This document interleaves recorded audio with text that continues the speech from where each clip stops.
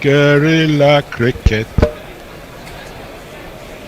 Hang on, you'll get a chance to sing the jingles yet. So keep your energy going. Big day. Hey. Guerrilla cricket. Whoa. Take guard, man the barricades, patrol the cover boundary. At last the time is come, this is a cricketing emergency.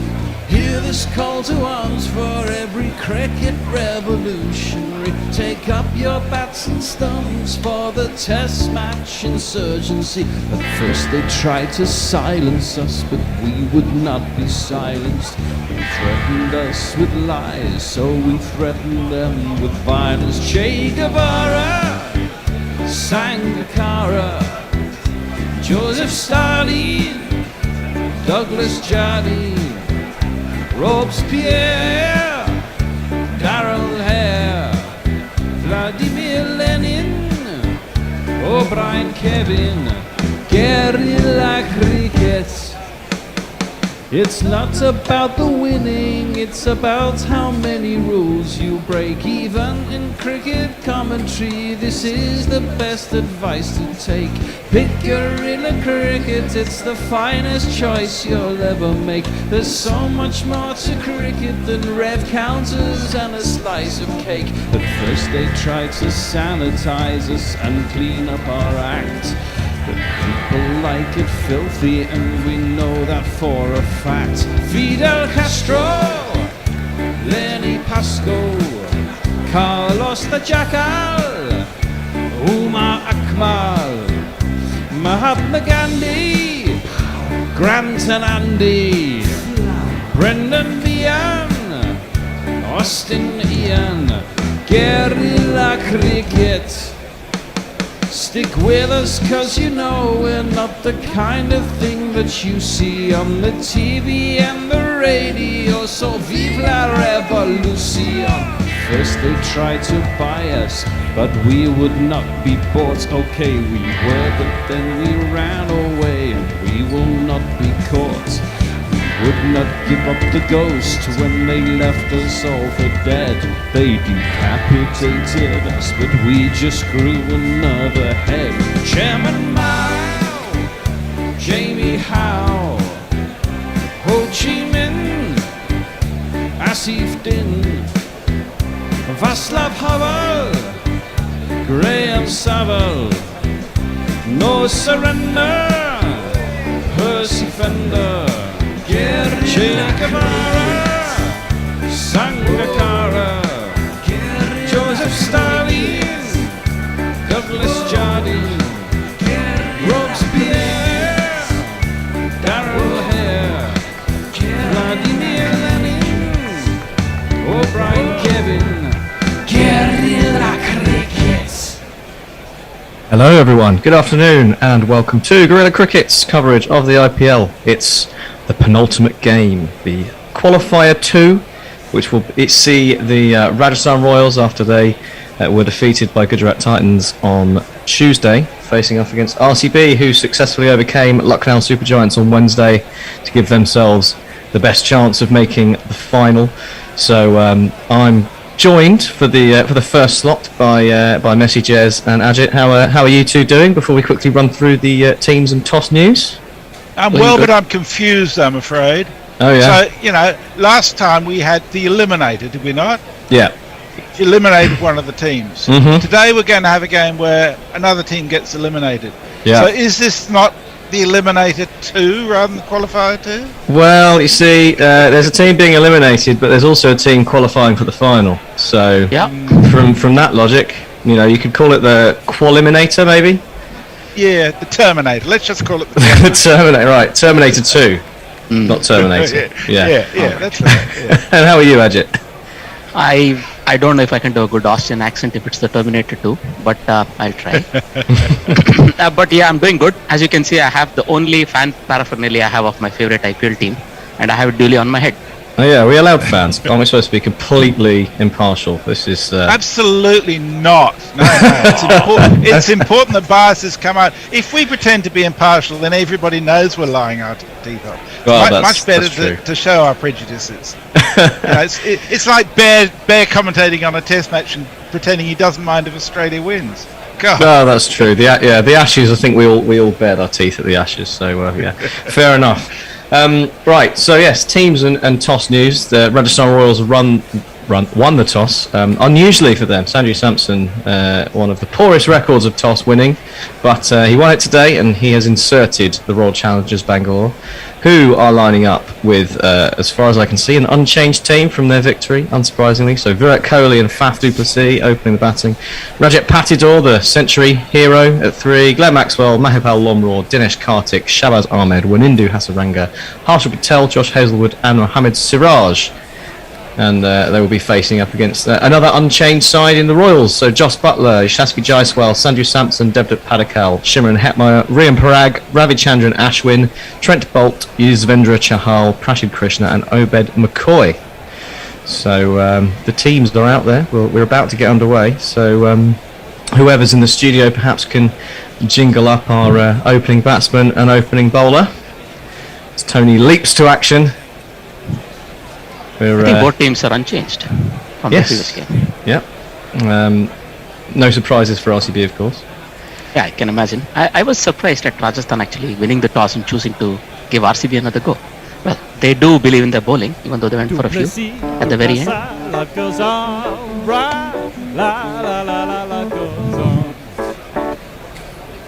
I think it's about trying to put as much pressure on Kohli as possible. Speaking of him. Signals that they'll knock us on her arse. Well, in comes Trent Bolt first up, and Virat Kohli leaves this alone outside off stump. Watchful to start, and I guess time for the bowler.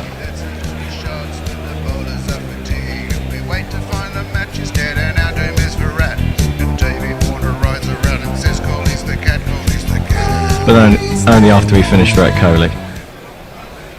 Of course, he gets a full jingle, right? Well, it's a champion jingle, isn't it?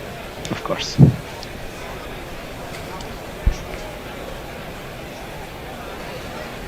Maybe we're still looking for the small mouth one. Do you want to sing it? I was waiting after his next ball. How does he drink? How does he Trumpet player's mouth. Yeah. Actually, Well, I'll start it now because he seems to be taking his time. Yeah, there seems to be an age between the first and second delivery. Or play the horn, or clean his teeth, or even yawn. How does he shout? How does he call? Trent Bolt's mouth is really small. So I sing over it like a radio presenter and ruin it for everyone. Yeah. This is the number of. Is this the amount of thinking that goes into a ball that's been let go? When they're trying to finish the innings is my question, right? I know. Haven't you got? Is it today? You've got a game to, Ajit, or is that Sunday? Oh, it's on Sunday. on I'm good today. You're good I'm all today. yours. Okay, well that's fine. After that change of field, there is a slip in place, and this is back of a length on leg stump. Virat Kohli turns into the leg side, diving stop to prevent a second run, but no chance of stopping the single. There weren't. Let's look for a second. There might be overthrows, but I believe the ball was hit the batsman on the way through. So they very magnanimously decide not to sneak the extra run. So off the mark, Kohli and RCB 1 for none off the second ball.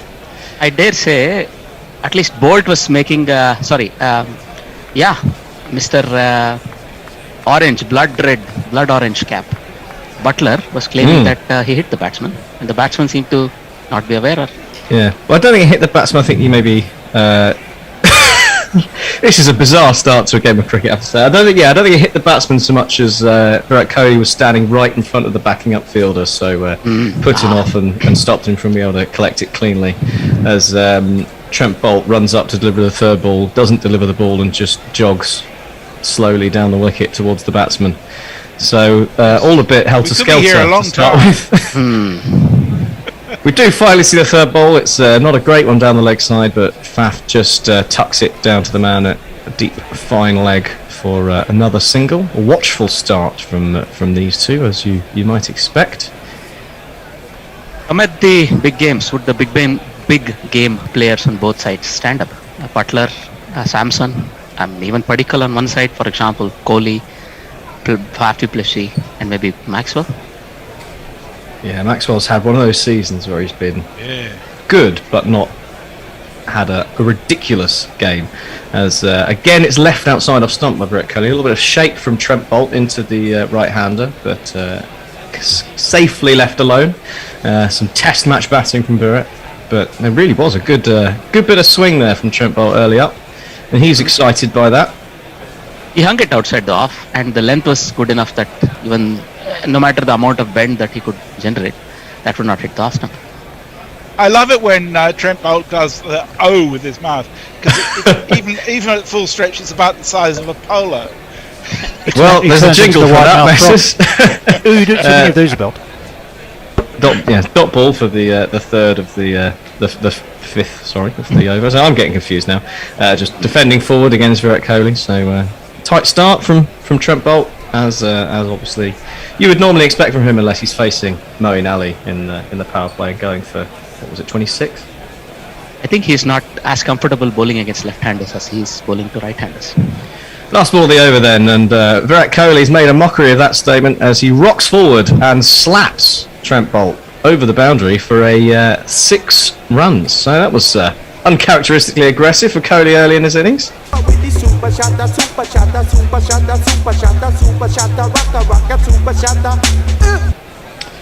So that turned a good over from Trent Boult into a probably a good over for RCB there. 8 off it, and Messers, how's the social looking early on? Oh, I'm pleased to say we have many of our regulars joining us this morning, including Leah, who's the first up, I think.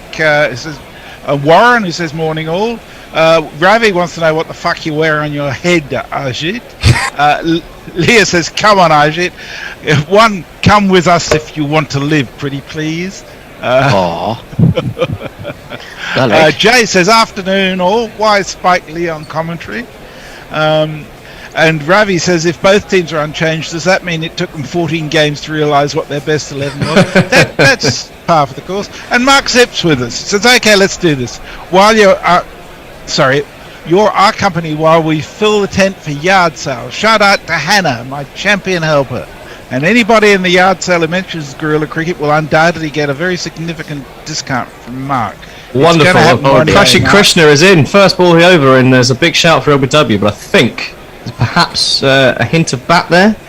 Exactly. It was, well, if there wasn't bat, it looked pretty out. So I think the early aborting of the appeal, and then Samson there gesturing as if to say that did indeed look like it got a bit of bat on the way through, but a good delivery to start from Prashi Krishna. Hurried du Plessis, and a little bit shape in as well. Do you want to play dirty with him? Do you think you can handle him? Prashi Krishna, Prashi Krishna. I don't think there was any bat in the end, but it did look a little leggy. So either way, not out as he comes in again. This is back of a length and turned into the leg side by du Plessis for another single. Good speed by Prasid Krishna here. He's already in the 140s with his first 2 balls. But what I'm looking at Kohli, that shot from Kohli it appeared a little bit premeditated based on length. He sort of skipped down the wicket. You see a replay of that, took it right in the middle of the bat. Must be said, the swing of the ball brought it.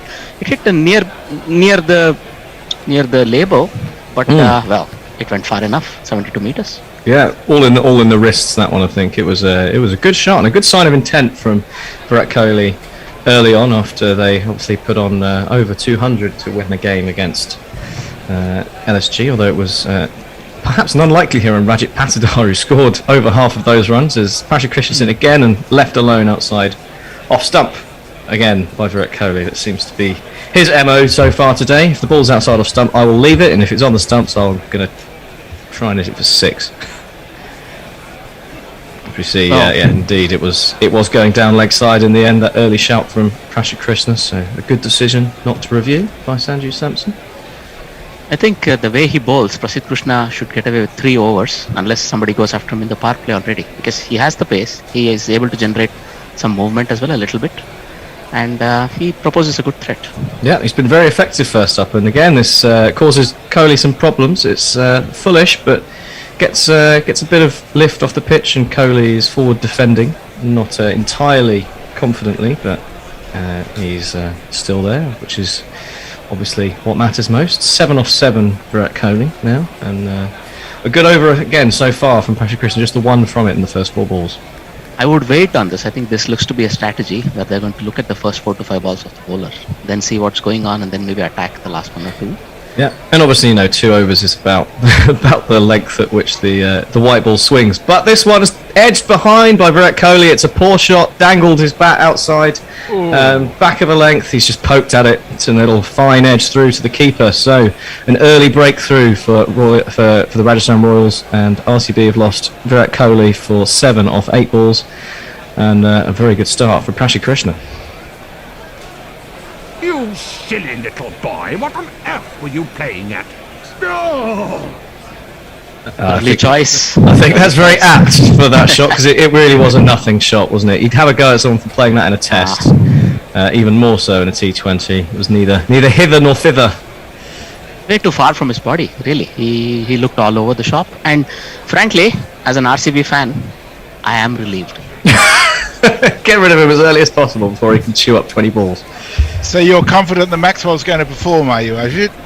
It's Maxwell, DK and Shabazz, isn't it? All 3 of them. See, I'm although I like Maxwell, I like the Australians in the RCBs. I'm anti-RCB simply because they're sponsored by DP World, who are complete arseholes. Oh yeah. I remember this topic. We had a chat about it earlier on. Yeah. I'm very superficial when it comes to these things. So please don't take it personally. Oh, everyone has their reasons. What's the modern cricket saying? You can choose your players, you can't choose your sponsors. How does that go? That sounds about right. Leah says, I want this pitch to look like a World War I battlefield after the match. Lots of craters, blood, and not a single hint of vegetation. Well, there's not a lot of vegetation to start with, I think, so that's a good start. Well, Prashi Krishna finishing the over to the new man Patidar, and it's not a good ball at all. It's down the leg side, it just flicks the pad, and it will run away for 4 runs. So he avoids the wide. It was quick, but poorly directed. So end of the over, 13 for 1, and Tony, I think we need to jingle up the new batsman. One ball for me. I must have 2 or 3. I need 4 first. Of course. And what am I doing? The new batsman, aren't I? Who is Mr. Patidar? Mr. Patidar. Here he is. Richard Patidar. Richard Patidar. Richard Patidar. From the top of the order. Fair enough. It's alright, that. Yeah, going to plan if you're an RCB fan. And Kohli a 6 and out. Faf du Plessis is the one with the big match temperament, isn't it? And we want him to get 50 to 60 balls this game. Yeah. But we're just looking at that RCB lineup and the strike rates of 4, 5, and 6 for this IPL. 167.9 Maxwell, 166 Lomror, which is surprising, and Kartik at 187. So that's explosive if we get there. But bolts in again to du Plessis and hurried into the forward defence is Faf, but no run again. So pressure building slightly. They may have given up this occasional boundary over the last balls of each of those overs, but I thought both the bowlers have also been on the mark. I mean, the wicket of Kohli came through, but I was very impressed with what both these bowlers have been delivering so far, Bolt and Krishna. Yep, I mean it is a strength, isn't it, of the Royals, their power play bowling, and perhaps the death bowling is where they've been lacking so far this year. So it's important for them to get the job done up front, and they're doing so far. I have a feeling sort of a fall of another wicket here could see Lomror, where those 3 hitters are protected outside of the power play. It's an interesting thought, and again a good bit of swing from Trent Bolton. There's a chance of a run out as Lomror's backing up a little too far, but in the end the throw misses, and I think he would have been home anyway. But a good sign there of the early pressure that's being exerted on RCB, and if you're a Royals fan, I think you're very happy with the way this has started. Absolutely, and it's Patidar, it's not Lomror, but Sorry. the point you made, it was a Freudian slip, I'm sure, but yes, He's also a lefty, if I'm not wrong. So that adds to the mix. Yep, and this is full and wide by Trent Bolt and driven at by Duplessis, but doesn't get hold of it and just finds the fielder in the ring. So another dot ball. Yeah, your mention of Lomro coming in ahead of Maxwell was perhaps what threw me there. I had Mahipal on the mind. Oh yeah, we see a replay of Mr. Kohli's wicket, and that doesn't was look any better, does it? On it was a rising ball at good speed, 145, 146 kph. Yeah, and he'd been leaving so well up to that point. So why to play at that one? I don't know. Flashed wide by Trent Bolt. It was a wide half volley and gets the treatment. Duplessis over the infield and rolls away for one of these. Tony. Tony was busy looking at his phone, I think. That's okay. It's a 4, Tony. Oh, I say, chap, give me any lip. It's fine. I assume he was setting up the Twitter poll that we will be running shortly, which is, well, if you've been following our recent coverage, you'll be familiar with the concepts of Woodstock Cricket Moment of the Week and the IP Hell. So, with the tournament drawing to end, we'll be putting up a poll for your overall moment of the tournament thus far. So Tony putting that away, and it's outside of stump again by Trent Bolt, driven again, but once again not got hold of. So fielded at extra cover, and again a dot ball. So just 4 from the over. It was a boundary, but 4 dots to go with it. So Trent Bolt will be happy with his work again.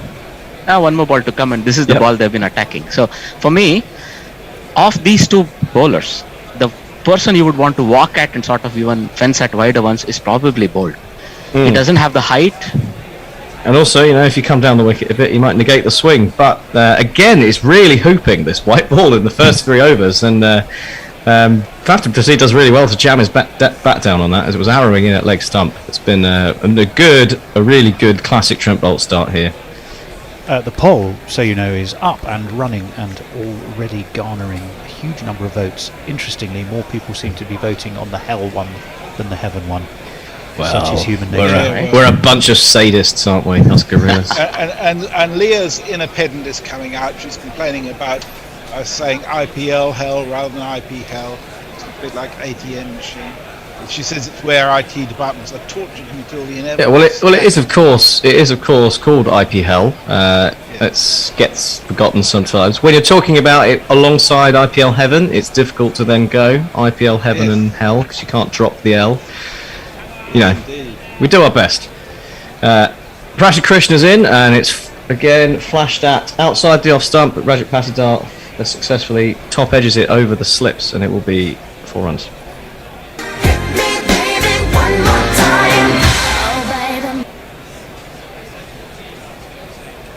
I'm feeling a little sorry for Farong, who greets us from Mirpur.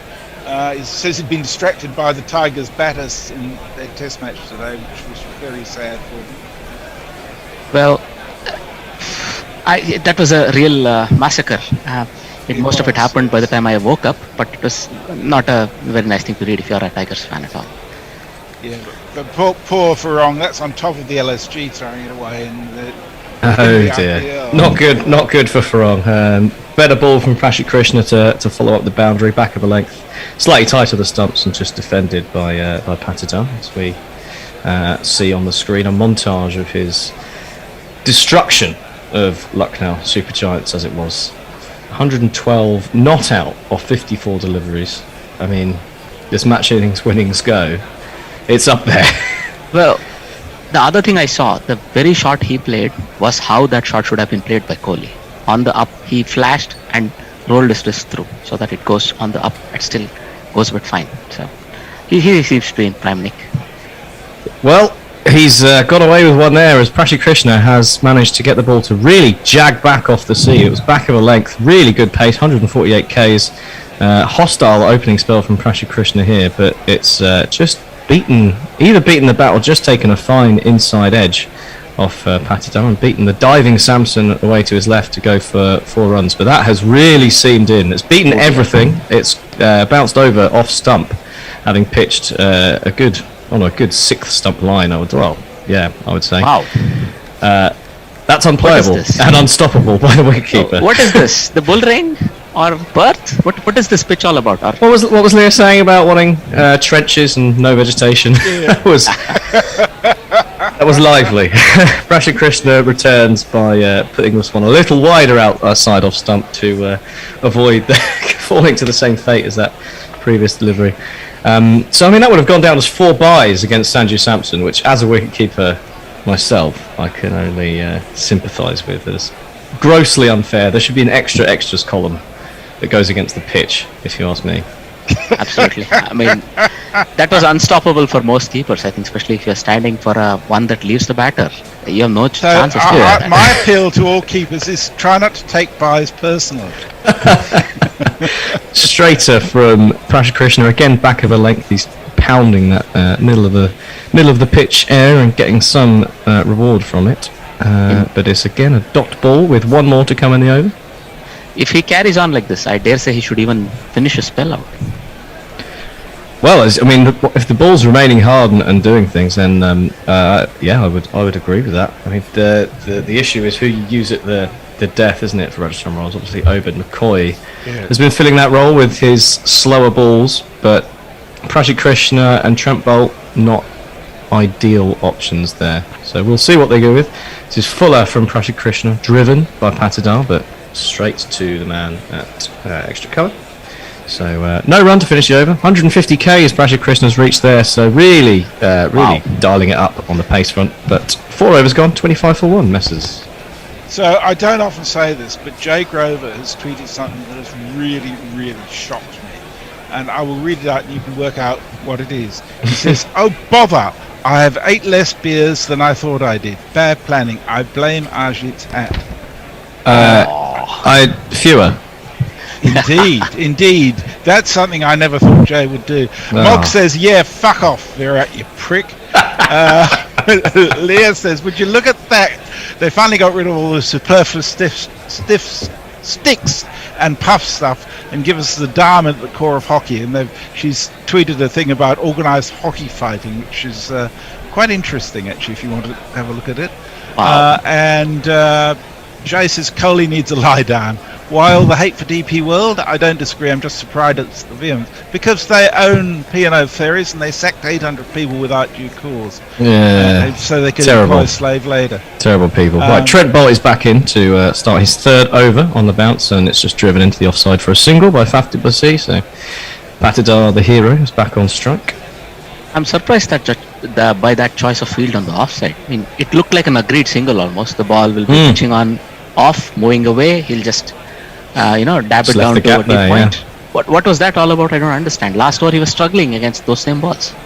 Yeah, well, my team was employing a similar tactic to the opposition's opening batsman on Saturday because we had a short boundary on the offside. I'll finish that thought as Trent Boult is in again, and it's outside off stump and guided down to deep backward point by Patidar, so another single, which kind of made sense because he was their star player and the man who was likely to win the game for them. What didn't make sense was that we were then giving the exact same easy single to the person who'd just come on strike, so we were just giving them 3 runs, which was a little disappointing. But as I'm sure you would all like to know, the end result of that game was that we lost, and the man who I was talking about as the danger man scored 144 not out, and we dropped him 7 times as Boult, I think this is a slower ball on leg stump, and they've come back for a quickly run 2 flicked into the leg side. Good running by the 2 batters there as the score moves to 29 to 1. I like to see people take personal responsibility. When you say we dropped them 7 times, how many times did the wicketkeeper drop him? It was once. It was a full-length, one-handed diving attempt in front of first slip, and it almost stuck, but it didn't quite. And it was on about 4 at that point. Speaking of full-length diving attempts at a catch that didn't quite stick, du Plessis has tried to pull one away on the leg side. I think he's gloved it. It wasn't a good ball, but he's gloved it down the leg side. Samson's got a couple of fingers on it, but not enough to take the catch. So it will run away for one of these.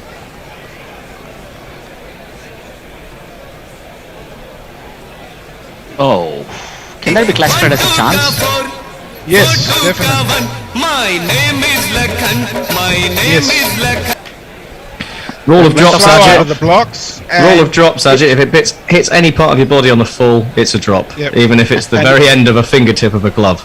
A good comeback Given from what Trent Max was Bolt. saying, he's going to go on and make 100 now. Yeah, could do. The follow-up was a dot ball from Trent Bolt. Better line, back of the length. That ball, I mean, the way I'm looking at it, he was a bit wrong-footed, Samson.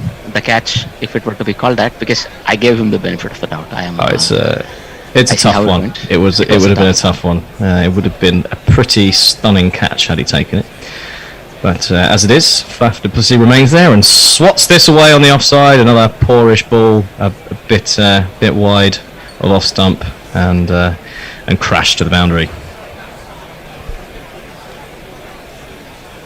So Brian Barish is with us.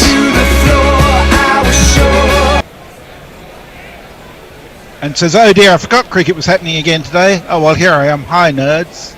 And we're about to swap out. So Warren will be the next tweet for whoever's got that. Max, yeah. We are indeed. Yes, I just need to indeed. figure out how to get myself into the studio here. Was that Warren message you were saying?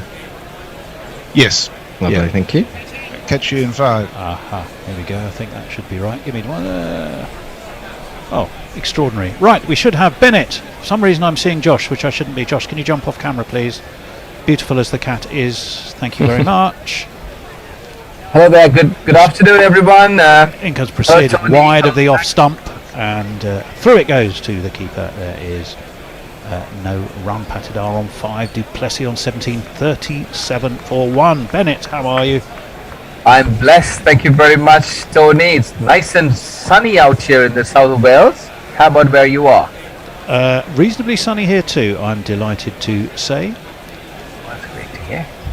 And Makes a big difference watching cricket when the sun shines out, isn't it?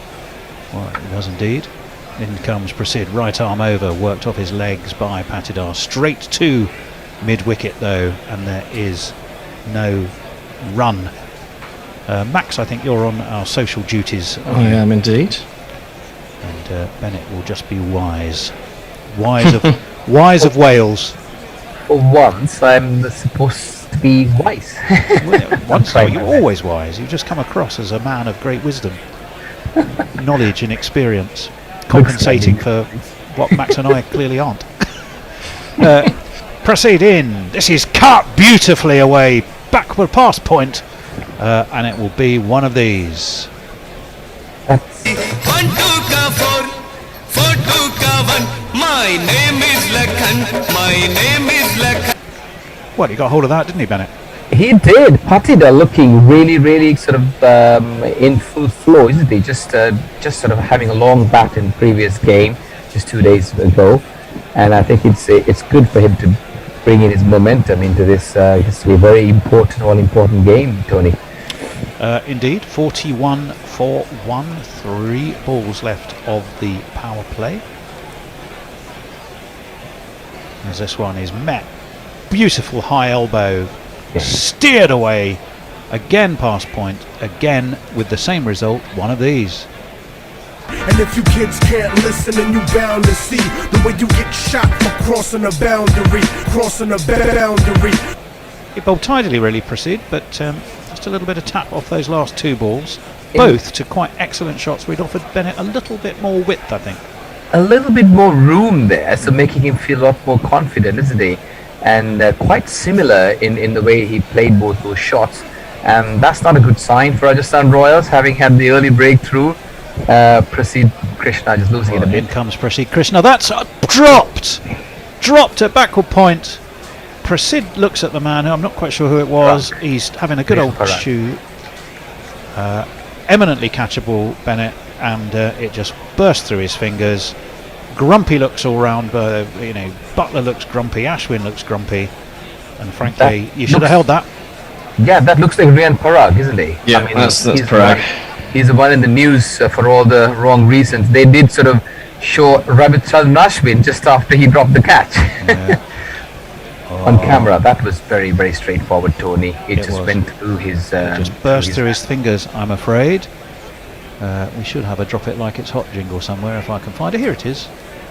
And the pimps in the crib, ma. Drop it like it's hot. As this one is drop it like it's hot. gone to the same fielder. This time no run though. 46 for 1. It's the end of the 6th over. Patidar 14, Faf du Plessis 17. Not the most well, it's kind of neither here nor there sort of power play, isn't it? I think it's for Royal Challengers Bangalore, very, very cautious thought, I would have thought. Yeah. Faf du Plessis is trying to play the anchor, it seems like, the way he's batting. That's what he's been used to. But unfortunately, the last game, the way he got out, I think he's playing a bit more overly cautious than he usually would. Tony, you got a new look today. I have. Max, have you got any messages first, very quickly? Yeah, absolutely. It's popping off on Twitter, so let's try and get through some quickly. Warren, come on, Brian, keep up. Every day is IPL day. Yeah, pretty much. Things we've heard on Guerrilla Cricket number 3. I like the idea of a Friday and slip from Christ the Choir. Diana Patson, why pick up on the young Messi Jez? He's young enough to like that very short form of the game. Us older folk not so keen. Christ the Choir has also sent us a little video of how to actually sing over jingles. So go and check that out. It's very nice. It is Chris the Choir. Christ the Choir. No, we always do. Maybe it's because of our Chris the Heaven and Choir. Hell Christ poll the that's Choir. Christ confusing he choir. Obed McCoy is the new bowler, and this one has been slapped backward a point. Is it going to be fielded on the boundary? Yes, it is. It's Yuzvendra Chahal, who was quite athletic there, and it should get them 2. I would imagine it will have got them 3. 48 for 1. In the meantime, we will quickly. We're having a replay, but it looked like a very sound piece of diving fielding from Yuzvendra Chahal. Who yes, apologies, Chris the Choir. Who then struggling to read today. Rode the Toblerone, as they say. But not before he stopped it. McCoy in. This one not really got hold of at all. And is bunted, just bumbles its way towards mid-off. Here's Obed McCoy. When a bowl got out of bed, now I must face him instead. Found my way on strike and marked my ground. Been playing my shot, noticed I was late. He might not look much with the bat, but he whizzed it past my hat. As this one's turned away into the leg side, down towards deep mid-wicket, fielded by Shimron Hetmeyer. Unmistakable with his purple hair. The score moves on to 49 for 1. Jingle by Jeff Perkins now. If you're in the UK and you watch, is it News? I can't remember what it's called. One of the new BBC News programme. Jeff, tweet us in and remind us. But he'd done some jingling for the presenters of the news show, and they played it last night on the BBC. As this one is just steered away towards cover by Faf du Plessis. He jogs the simplest of singles. The 50 is up for RCB. 4 balls gone of the 7th over. Remember, the Royals won the toss and elected to field. Do you think the toss is quite vital in this game, Tony? What are your views on that? I was just looking at some stats for that, actually. Let me have a look if I can find them. All Challengers Bangalore coming in with a very nice momentum that they built up, didn't they? Just scraped through, almost gate crash the party.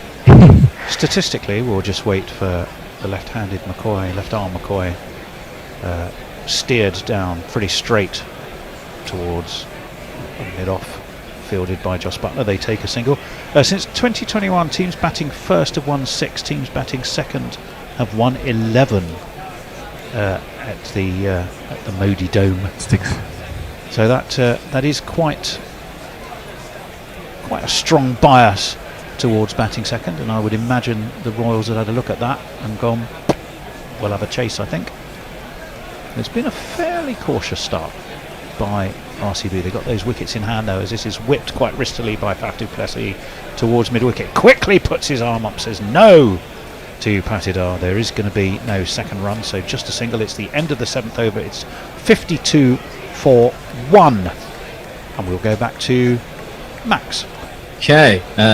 Leah also feels bad for Thunder about the Tigers. Not so much about LSG though, considering my team is eating mouldy gruel with wooden spoons right now. I don't know who that would currently be. There's quite a few of those, I suppose. Jay Grover is asked about the concept of Leah having an inner pedant, rather than just general pedantry. Is that the final form of her outer one? Because if that's the case, I'm shitting it. Jay Grover is also apologising for his slip grammatically earlier. Fewer and less. Shocking. Will make his short walk for a beer a wee bit longer. If you've got to give it out, you've got to receive it. Jeff Perkins, to be fair, messages DP World copied that employment model from Gorilla Jingle HR department. Ravi Ashwin into the attack, bowling to Faf du Plessis. Faf du Plessis just works him towards mid-on, takes an easy single, and we will need to jingle up Mr. R. Ashwin. Here he is. There's an Indian bowler fairly new to the game. Oh. And he comes, right arm over, ball that goes through with the arm, and is driven out towards short extra cover. Not fielded, bumbled in fact. It's not the first time Shemar Hetmer's not quite got something. He did get to that, but he didn't get enough, and enabled them to take a quick single. 54 for 1 the score. Here comes R. Ashwin again. That one does just turn a shade Bennett, but not appreciably. Worked into the leg side by du Plessis, just a single. Yeah, he's just holding back a little bit, is varying his pace, and the batsman looking very, very watchful. I think the next 3 to 5 overs is going to be very crucial for both teams. And Ashwin comes Ashwin, that's down leg, and I would imagine that will be given a wide by umpire Gaffney. Yes, it is. The man from Otago. The other umpire today, Nitin Menon, but that one was given as a wide. One more to the RCB score. That one's on middle stump. Just prodded really out towards mid-wicket. Easy single. It seems Ashwin's coming through his overs quite quickly, if you notice, Tony. Just turning around, and before you know it, he's at your face. That's another good strategy he uses from time to time. Are you just trying to hurry the batsman, not give them time to set and think? Floated up outside of off stump. Oh, that one does turn, and it turns a little bit away from the swing of the bat from Faf du Plessis, and it was dropped up behind the stumps. There was no edge involved. That was the carom ball, Tony. He's just wanting to go the other way, flicking it off his finger. Maybe it didn't turn as much as I thought. That was the carom ball. Learnt on the streets of Chennai. This one flicked out towards mid-wicket, and again an easy single. Dealing in the 1s and 2s, Bennett's, but not really finding the boundary so often at the moment. Very cautious and watchful, and I think Ashwin will hold the keys as well in the middle overs, because with his variation, the subtle kind of subtlety he has, his bits and bobs, different things that he tries, I think it's very, very important that the RCB batsmen play him out. He could be very, very dangerous. Very much so. Max? Yes. So in response to the discussion about inner pedants, Leah says it's kind of a Matryoshka situation at this point. Jay Grover, sunny in the south of Wales and Sheffield, signs of the apocalypse. I think there's a few of those at the moment.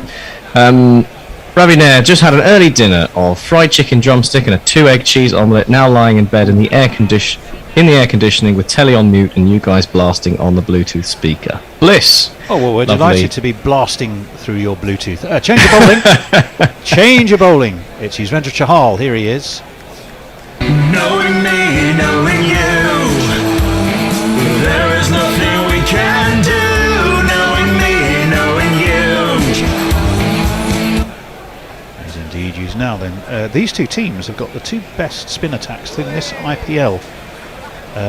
38 wickets have been taken by the RCB spinners, 35 by the Royals spinners. No one else is as good as those two. You obviously have 1 and 2 in the purple cap as well. This one is tossed up quite full by Yuzvendra Chahal, worked away into the offside, but there is no run.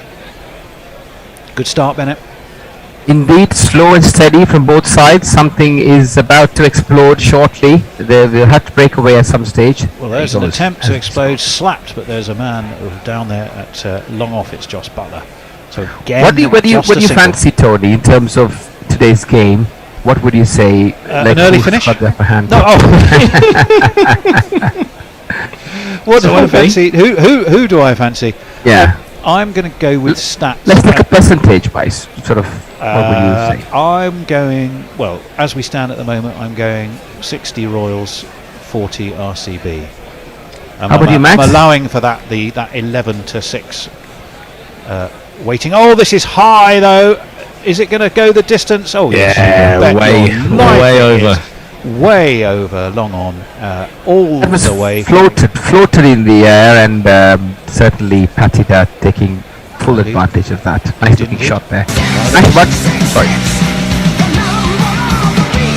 The number of the beast. Speaking of which, don't forget to vote in our poll, because you can have IPL hell and you can vote for IPL heaven, whether you want the celestial realm of the fires of eternal torment. You get to vote on both. Which moments have most excited you or exasperated, frustrated you, or make you want to punch the telly? Doesn't matter, you get the choice to vote. Have a look at our Twitter poll. We'll keep retweeting it all the way through to Sunday's final. In comes Chahal. This has worked nicely away towards mid-on. Easy single taken, 66 for 1. In response to your question, Bennett, I don't think I can't pick. I do like RCB. It's one of those things that I like what they've got, and with Rajasthan Royals, possibly slightly weak death bowling and Harshal Patel. In comes Chahal, guided towards cover, misfielded. They'll only take one. Did they take one in the end? I think they did. 67 for 1. Remember, the Royals won the toss. The Royals are here, of course, because they lost to the Gujarat Titans. RCB are here because they beat the Super Giants. The Super Giants get to go home with nothing, although I'm sure it isn't nothing. As this one turns, but turns away, given as a wide by Nitin Menon. Chahal very often does that, doesn't he? He always sort of bowls that one that just goes away from the outside the off stump, almost drawing the batsman away, making him sort of like ponder a little bit. So just going back to my thoughts on who I think is going to take this game. Oh, we'll wait for Yuzvendra Chahal. Pushes this through a bit. Muscled, but only muscled down to long on. And again, it's another single. 69 for 1. It's the end of the 9th over. Finish that thought, and then we'll have... yeah, sure. Thank you, Tony. Yeah, I really like the way RCB have built up the momentum. They didn't belong here just a few games ago. They almost gate crashed. Delhi almost didn't make it due to they dug their own grave. Certain things happened, and the way they've built up over the last few games, I kind of feel that they've actually got momentum, and I'm going to back them to sort of take this game on. Fair enough. Max, are you on top of YouTube as well, or have you still got plenty to plough through? Plenty to plough through on Twitter, indeed. Farong, I'm hearing rumours at the Champur Tea Stall that the Bish has an invitation to join Modi on Sunday at the Modi Dome for his birthday. No. Pretty even start so far. Need Red I can tell you it'll be the Hare and Hounds in Claygate. It's already booked. Yes, well, Farong needs the Royals to bag a wicket or two, but not faff for selfish fantasy IPL reasons. Back to Dhaka in a few hours. Jeff Perkins, newscast, Tony. Can you hear me? Yes, pardon? Yes, yes, I heard you, Jeff. Newscast. I can hear you, Clem Fandango. 100% newscast it was. But I was bigging you up. You were magnificent. We saw you on screen. Fantastic. Roger Melly has sent in one of those fine greetings. Hello, good evening, and bollocks. Warren sent a link to the newscast starring Jeff Perkins, so check that out. It was Chris Mason. It was? Is what he said. Farong, did Her Majesty get some chicken or at least the bone? That was in response to Ravi's dinner. Warren, does that mean this is the new Easter? And that's in response to something about what we posted about the game, warming up the pun machine, etc. And last but not least, Jay Grover, to be fair, Tony, the worst insults said about me on Guerrilla Cricket have always been said by me, which is either self-knowledge, solipsism, or both. Yeah, and we love you anyway. And I think that takes us up to date. Well, I can tell you over on YouTube, Ray PMB9 is pumped to see so much of a crowd in the IPL. That's all good for everything. Chad Wright, morning Gorillas. I have you on one monitor and the New Zealand tour match on the other. It's a good day to work remotely. Yes, it is. So welcome to you over on YouTube. Shall we have a look? I'm not sure. It seems to be a bit inconsistent these days whether you can actually see what CricViz is doing. Sometimes they do the IPL, sometimes they don't. And I can't see it. I'm going to stand by my 60-40 though. Where are you on that one, Max? I'm edging towards 50-50. It's a bit of a cop out, so I'm going to say 55-45 RCB. Well, Ashwin's going to continue. It's just bat dropped on it and away into the offside. They're going to take one. They're going to come back for two. Sharp running. Well done. Stealing the runs, aren't they? Just trying to capitalize on the gaps there. I think just going back to the question, Tony, I'm going to be at 70-30 RCB. So let's see. Wow, 70-30 RCB. Oh, we're strong. Almost diametrically opposed, like the what's the names on a magnet? What's the word I'm looking for on magnets? This one's slightly shorter by Ashwin, slapped to backward point. Should just be another single. Did they take a run? 71 for 1. Don't think they did. What kind of score do you think they should sort of try to achieve here? A winning score, RCB? 100. Well, hold on 1 second. As this one comes back, big shout. I think that pitched outside of leg. Umpire Gaffney just shakes his head in the manner of a school teacher who's dealing with a naughty pupil. Clearly not impressed with that appeal. I thought that pitched outside leg, I've got to be honest. However, it has been reviewed. The original decision was not out. 71 for 1 shows the Royals are keen to break this partnership, even though it's not really motoring that fast. It looked down the leg, didn't it, Tony? However, it's a very important partnership here, and good call, I would say, from Samson, considering that the Delhi Capitals almost didn't make it because of the referral not being taken. But it is a bowler's review. That was out. That was out. That was definitely out. Was that definitely out? No. Thumps into the pad. I still think that just looks leggy to me. Let's have a look. Does it pitch outside leg? Well, pitch is in line. The impact is outside. Original decision was not out. And umpire Gaffney says, "What, me? What is he Seems to be. You're all right, Chris. You're fine." The man from Otago got it right, and on we go. This one muscled again, but not really got hold on by Patidar. It's only going to labour its way towards mid-wicket for another single. This is quite tough going for the RCBs. They are struggling to break free, aren't they? They're just sort of holding their act together. But good tight bowling from Ashwin. Really impressive. Ashwin doing nicely. He comes right arm over on middle stump. Flicked again by Duplessis, this time out towards mid-wicket. Once more, it's just a single. Working the ones, working the occasional twos, not really finding the boundary at the moment. We did say these two sides have the most successful spin attacks in terms of wickets taken. Both represent a danger with their spinners. This one is lofted. I'm not sure he's got enough of that. It's going to bounce once or twice before reaching the two men out there who were one at long on and one at deep mid-wicket. So it's almost like they have to create the opportunities, Tony. They're not getting them. They aren't really, they're not getting hold of it. Ashwin particularly, I think, has been right on the money by and large, hasn't he? Should have had a wicket, remember? That drop at backward point could yet prove costly. That was not off Ashwin. That was actually Krishna, I think it was. Was it? Krishna, yeah. Maybe it's because Ashwin was seen immediately afterwards looking. That's because of the loving relationship those two share, Ashwin and Parag. Seems to rub a few people up the wrong way, doesn't he, Rian Parag? Who was he arguing with? It was Harsh Patel, wasn't it? Harsh Patel. Yeah. Not sure what that was about. We're due a change. We are due a change, chaps. 10 overs have been complete. 74 for 1 is the score. And I'm just trying to remember. It's me on comms. Yeah, I'm summarising in messy jerseys in the social chat. Hello. Good afternoon, everyone. It's Obaid McCoy. Here he is, ball in the 11th over on the off stump, short delivery, and trying to play it on the off stump, almost like a square cut. Patida gets the outside edge. The ball flies over towards the third man area, and that's a welcome boundary. I think we've got a boundary after a long time, Max. It's almost been like 5 overs since we had the last boundary. Yeah, it's been a while. It was a good chance of a catch that as well. It was away to the left of the person in the ring on the offside. But, well, actually, if it was someone who could move, it probably would have been a catch. But I think it was Ashwin who just stuck a lazy arm out. I think it was probably someone may have to fly. However, Rajasthan Royals winning the toss, and they're just showing when Ashwin sort of almost drops the catch, and they're showing Parag and the other way around.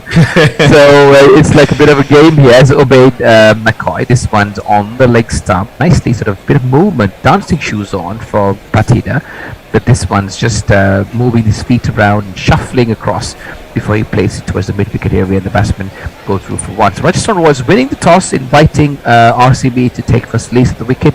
This is the last of the eliminators, as you may recall. Rajasthan Royals losing their game against Gujarat Titans, and they have playing for a place in the final. RCB hereby winning the match that they played 2 days ago with Lucknow Super Giants in order to be here today. So the next ball way outside the off stump, and Du Plessis slashing at it, nowhere near the line of the ball on that occasion, and the ball goes through harmlessly over to Samson, no chance of a run. So at the end of 10.3 overs, RCB swiftly marching along, 79 for 1. The batsmen to come: Glenn Maxwell, Mahipal Lomra, and Dinesh Karthik, and we all know what they're capable of. And this is Mokai again, and this one's gone. He is gone. A similar kind of a situation here, slashing outside the off stump, and short third man Ravichandra Ashwin was well placed there. Unfortunately, Du Plessis's vigil comes to an end. 25 of 27, not his usual flow today. He didn't really find his usual rhythm, and RCB lose their second wicket, that of their skipper, giving him a bit of room on the leg stump of Obed McCoy, and Ravichandra Ashwin certainly showing his skills, jumping up and taking up that catch. Wicket number 2. That was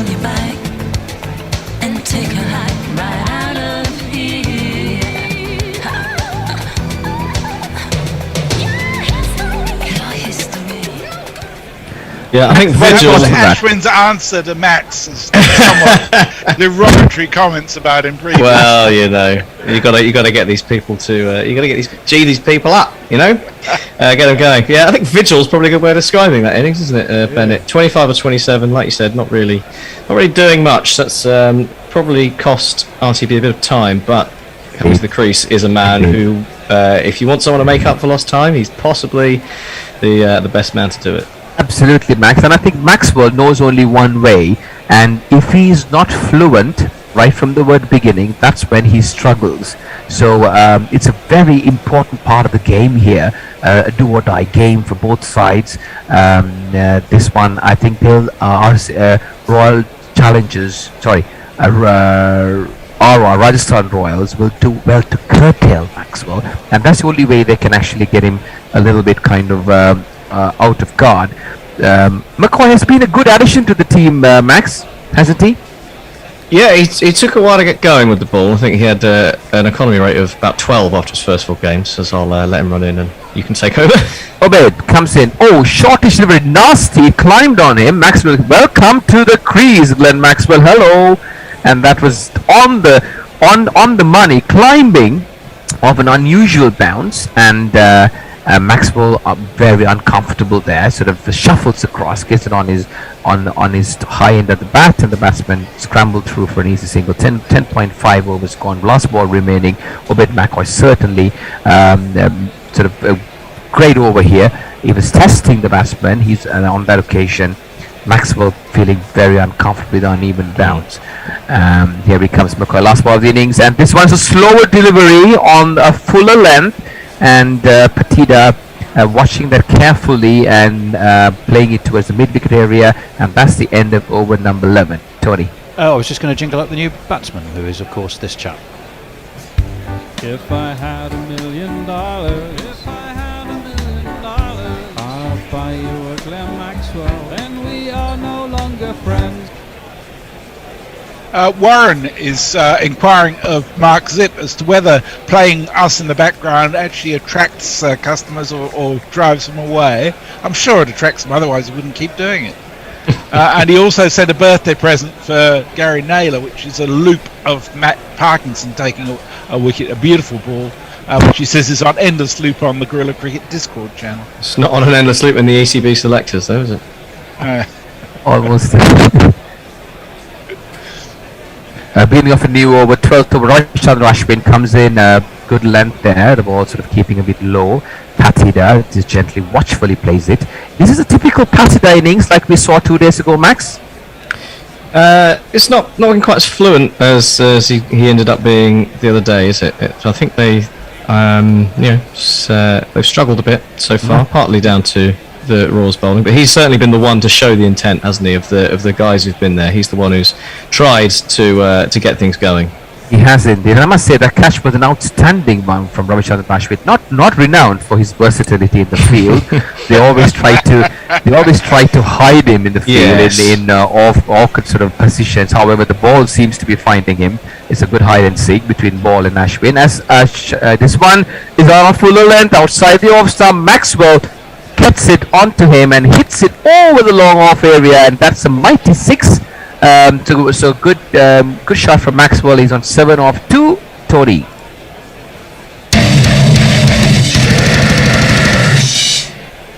Six. Thank Wasting you, Tony. no time there. No, doesn't matter if it's a carrom ball or an off spinner or whatever. Maxwell is just going to swing through the line, and that's gone all the way. Good shot from him, and sign of what's needed from RCB. They really got to kick on, because going at just over sevens at the moment, aren't they? So absolutely, Maxwell knows only the max word, isn't he? He wants the max. He wants the max from all his shots. We know that, and it will be good entertainment here if he can sort of climb into those deliveries. Ashwin had a good spell so far before he was hit for that one. Two overs. Very nicely with his approach. He did cause a bit of trouble for the batsman who've been playing him very watchfully. Maxwell has come at the right time, just 2 wickets down, 88 for 2. Ashwin comes in and Maxwell moves away to the leg stump. Ashwin following him and bowling it quicker, almost following him there, so it cramped him for room. Maxwell not able to get underneath to sort of hit that away.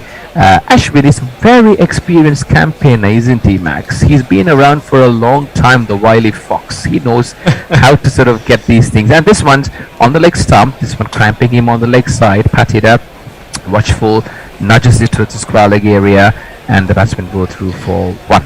as far as mind games go, I think Ravi Ashwin is far and above anyone in cricket. I think he would probably be unbeatable in a game of rock paper scissors. Absolutely. I remember the Mankard situation he had, and also in the IPL, if you remember, he retired out, just like that. And he seems to invent himself, isn't he?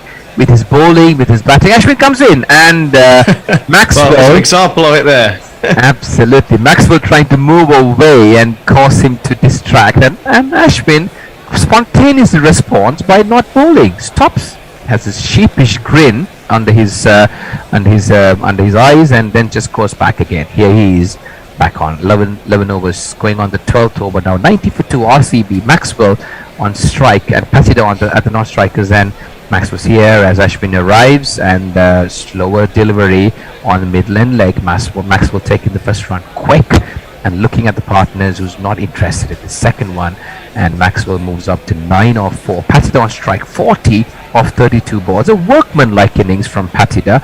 He's held his innings together after the loss of Virat Kohli quite early on, and Flav du Plessis as this one's shorter, quicker, and Patida on the back foot just forces it towards the extra cover region, and the batsman easily scrambled through for 1. 92 for 2. Rajasthan Royals winning the toss and inviting RCB into bat. So Ravi has shared with us some details of Fuzzy's diet, which makes it quite clear she has completely bamboozled Ravi and has him eating out of her hand, or her paw to be precise. Colin Rosenthal says, nervous times for an RC fan. But that faff might be a good wicket to lose at this stage. Yeah, it's interesting too, isn't it? Basically, throughout the final series, it's been the last 5 overs of pretty well every innings where the action has been, isn't it? Jay says, "Oh, it's Gary's birthday. Borobuls forever, you old gobshite."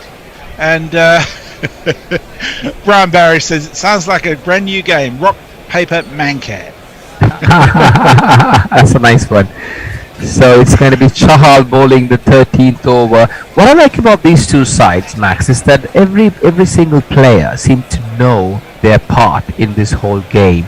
They know what's meant for their role. In terms of Chahal comes in, this one's on the leg stump, right arm over, quicker one. It just sort of comes in rather quickly. Patida in no undue hurry at all, just plays it gently on the offside to a long off region, and the batsman easily walked through for a single with a cup of coffee and a biscuit.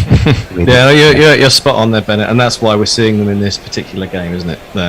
It's what some of the other teams have struggled with this year, the kind of role definition and knowing how they're going to play. If you take someone like Punjab Kings, they've got a team that's set up to go kind of hell for leather, and then sometimes they actually don't go hell for leather because they're a little worried that their attack's not. And as we speak, sorry Max, this one is a shortish delivery and lofted onto the mid-wicket area, and that's a beautiful shot. It just beats the fielder. The Hetmeyer jumping on his sort of toes, trying to get as high as he can. Unfortunately, not able to get there. That's a 6, a mighty 6. Maxwell's second 6. Maybe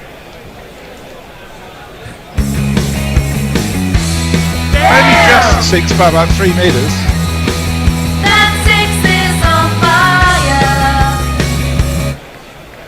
That was short, and it was asking to be hit, but I think Chahal was trying to draw him onto the offside. Maxwell was equal to the task. This one's on Midland leg, and Maxwell watchful goes on the back foot. I love the way, even after he hits 6, he's not trying to clobber every ball, and instead takes a single to get off strike.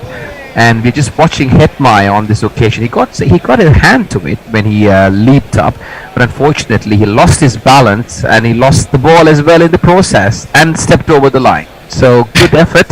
Yeah. However, unfortunately, didn't get the desired result. Ran out of room to work with, didn't he? Absolutely. Chahal, this one again, as I mentioned earlier, it was a slower delivery, bowling it away outside the off stump, trying to drag Patida into a contest, but Patida is not interested.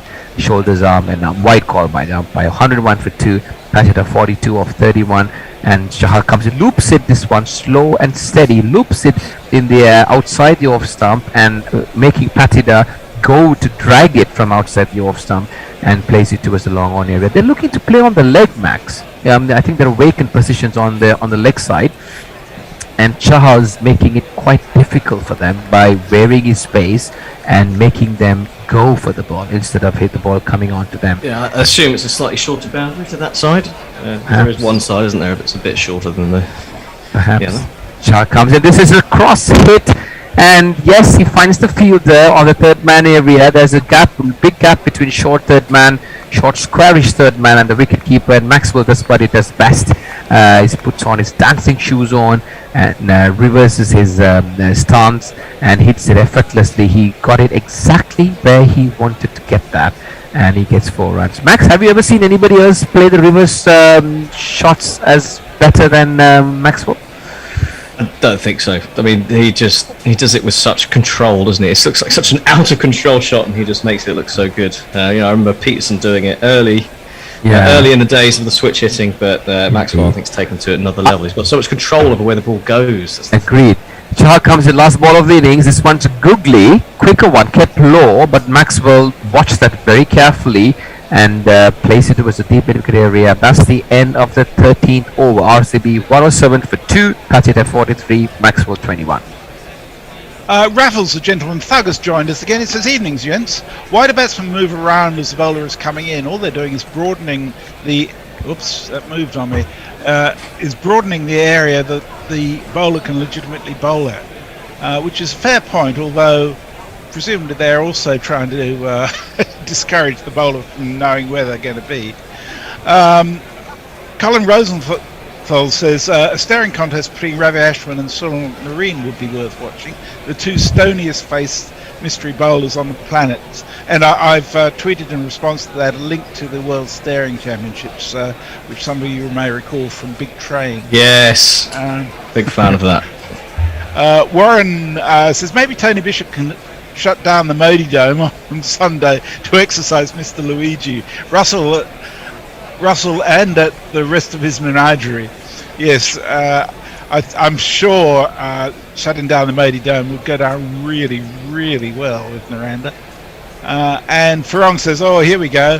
How about a Tata Mankad warning siren? What penalty could be imposed for a batter leaving the crease early? Careful, that might actually happen. It won't be Tata though, it's going to be something else. So this is changing the bowling. 14th over, Trent Boult being brought into the attack, and well greeted on this occasion. Nice stop there, the third man area by Hetmeyer as it's played sort of a nice looking cut there by Maxwell. I thought it went for the boundary, but Hetmeyer doing well to run around. Good sort of 15 meters there and stops the ball. I'm not sure whether he's touched the boundary, but he manages to sort of pull it through with his fingers there, Max. Very close. Looks like it, yeah. I think we'll probably look at it for another 5 minutes because it was quite a close one. But yeah, it looked like he was going to sneak through his hands, but just with his little finger, he's managed to pull this back. He managed to get that, and I think that's very good bit of fielding. Very good, and he just managed to save a run. Well, one run could save the difference in a game. This one's on Midland leg. Patida goes on the back foot and nicely lays it towards the mid-wicket area. Patida looking very steady. Very cautious and steady in his approach. Yeah, he's gone for. I think he's taken the anchor role, hasn't he? Just knock things around and get Maxwell on strike, who's really looked to attack from ball one. He's going well. He's doing exactly what RCB need, and 24 from 9 now. So that's a great start. And if he's there for another 3 overs, even it could be good for RCB. Yes, indeed. Cue the wicket. Patida is the key here, but they have some good ball strikers to come. Shabazz Ahmed is a flamboyant batsman. He can hit the big ball. Dinesh Karthik is there too. So can Harsha Patel and Hasaranga. So here he is, Trent Boult, and this one's over pitch, and Maxwell looking to heave it over or on the offside, but not getting anywhere further than the extra cover fielder there, who picks up directly. No chance of a run. On this occasion, I believe they're holding back the two spinners now, Max, Chahal and Ashwin, bringing back in Trent Boult. Do you think that's a trick there? You're just trying to sneak one more of Boult in while they can. Boult comes in. This one's a slower delivery outside the off stump, and Maxwell beaten trying to do the reverse hike there, and was beaten for pace. He's bowled at 108. And that was a ball that the fingers rolled over, and Maxwell deceived by that. Good thinking on that occasion by Trent Boult. He bowled a very good spell, Max, the first few overs. Yeah, it was really swinging, wasn't it? He looked dangerous, but to come away wicketless, he'll probably feel a little unfortunate. Absolutely. He put a bit of pressure there for Prasad Krishna on the other side. Again, this one's a faster delivery, and Maxwell moving away onto the leg and trying to slap it.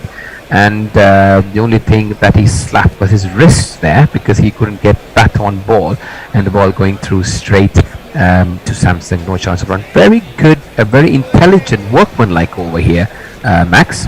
Yeah, it's been good so far from Trent Boult. Has been questionable at the death, so I assume that's why they've brought his fourth over up a bit and varied his pace nicely. It's been good. Indeed. Trent Boult for the last ball of the innings, off his spell. Sorry, and this one he hits this uppishly, and Obaid McCoy has taken the catch. Maxwell trying to break free and hikes this one towards the fine leg area, and Trent Boult, the last ball of his spell, he's picked up a wicket. Maxwell's gone for 24, and that's the end of the 14th over. That's a massive wicket for RCB, the way Glenn Maxwell was going, and it's been sort of symptomatic of Glenn Maxwell's season, hasn't it? He's started and threatened, but not quite gone.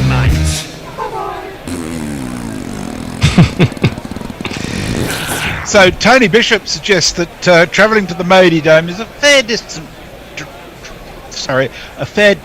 to travel, isn't it, as the crow or magpie flies. Jay wants to know who is Raffles the Gentleman Bugs Bunny.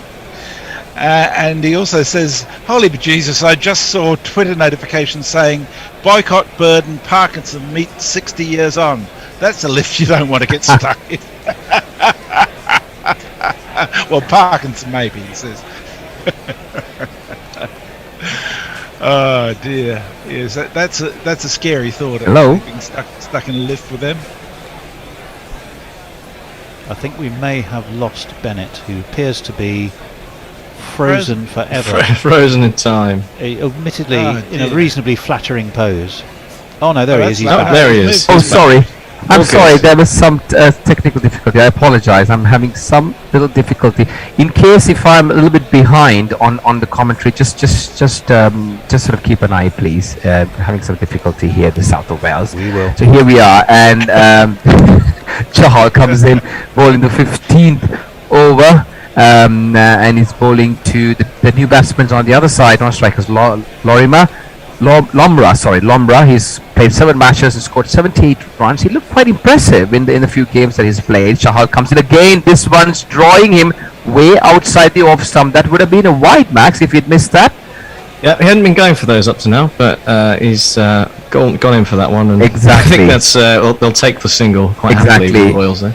He was always leaving those ones before, and then now I think he's not really. That's a good, decent catch earlier on from Obed McCoy to get rid of Maxwell. Very important game. It's a very good catch, diving forward. It's a long way down for a man of his size. Yeah. Absolutely, and it's always difficult when you're running in as well. It's almost died on him. Maxwell had a good knock.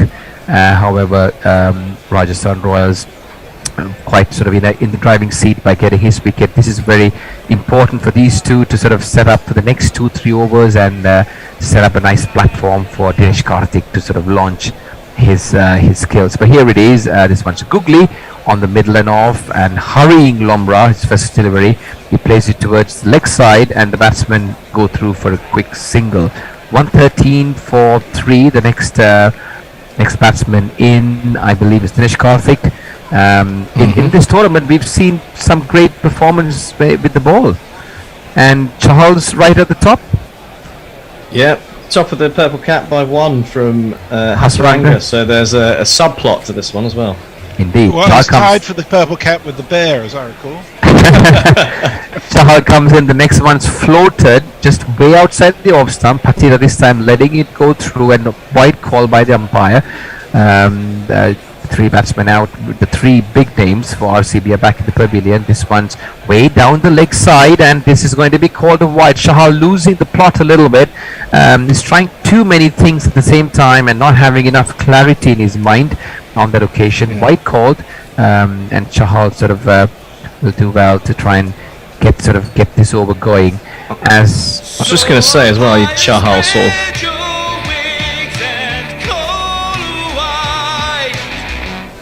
His well, there we go. He's in again. Sorry, Chahal.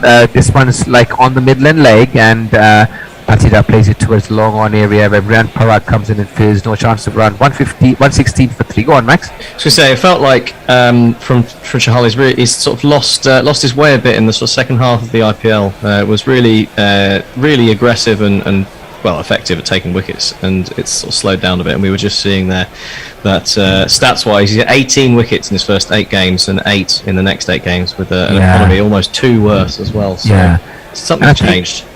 Here he comes in, Chahal, and this one's a floater on the leg side, and Lombra plays it towards deep square, and deep square batsman go through for a single. 117 for 3, and that could be perhaps because I mean in terms of the roles that Ashwin and Chahal play, it's just like Chahal trying to be a more of a containing bowler, maybe perhaps the second half of the season, and not really like the wicket-taking option that he used to be. I'm just thinking out loud, Max. What do you think? Yeah, it could be a sort of an approach of opposition teams. This one's floated outside the off stump, but Patida, after having watched the last few balls go by, this time as full aware of what was coming, he reaches it and hikes it over the long off area, and that brings up his second 50 in a row. Max, 2 50s in 2 games. 150. Sorry. Yeah, it was a very big 50.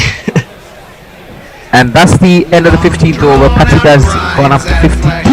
Cameos, quite accumulation that just grows and grows. Lucky or lucky, inducing reverie. These are a few types of half century. Yep, as you're saying, second 50 in 2 games. Leah's the next tweet, Tony. If you get it, and that is the end of the 15th over, isn't it? So yes, we're going to change roles now, aren't we? Max, you're on commentary. Yeah, we're swapping, and Tony's coming in for the socials. So over to you, Tony, as we approach the what was our sponsor's name for the last 5? Well, yes, indeed. Woodstock. I don't know. Probably. Let me see. Do I have time? No, because Ashwin is bowling, and we all know how quickly he likes to get through things. And he's bowling in towards the leg stump of Longaron, who rocks back and plays into the leg side for an easy single to bring the half-centuried Patidar back on strike. As we were saying, a good 100 in the previous game on Tuesday.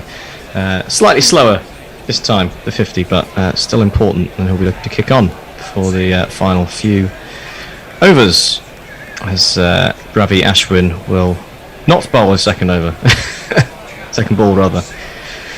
A little bit of a wait as he finally comes in over the wicket to Patidar. It's full on the leg side, and that's not a great ball. And Patidar has smoked this over mid wicket for another 6. I really like the way this guy is actually building his innings, Max. The way he's constructing it, he's just launching in at the right time. He knew exactly what he's doing, isn't he?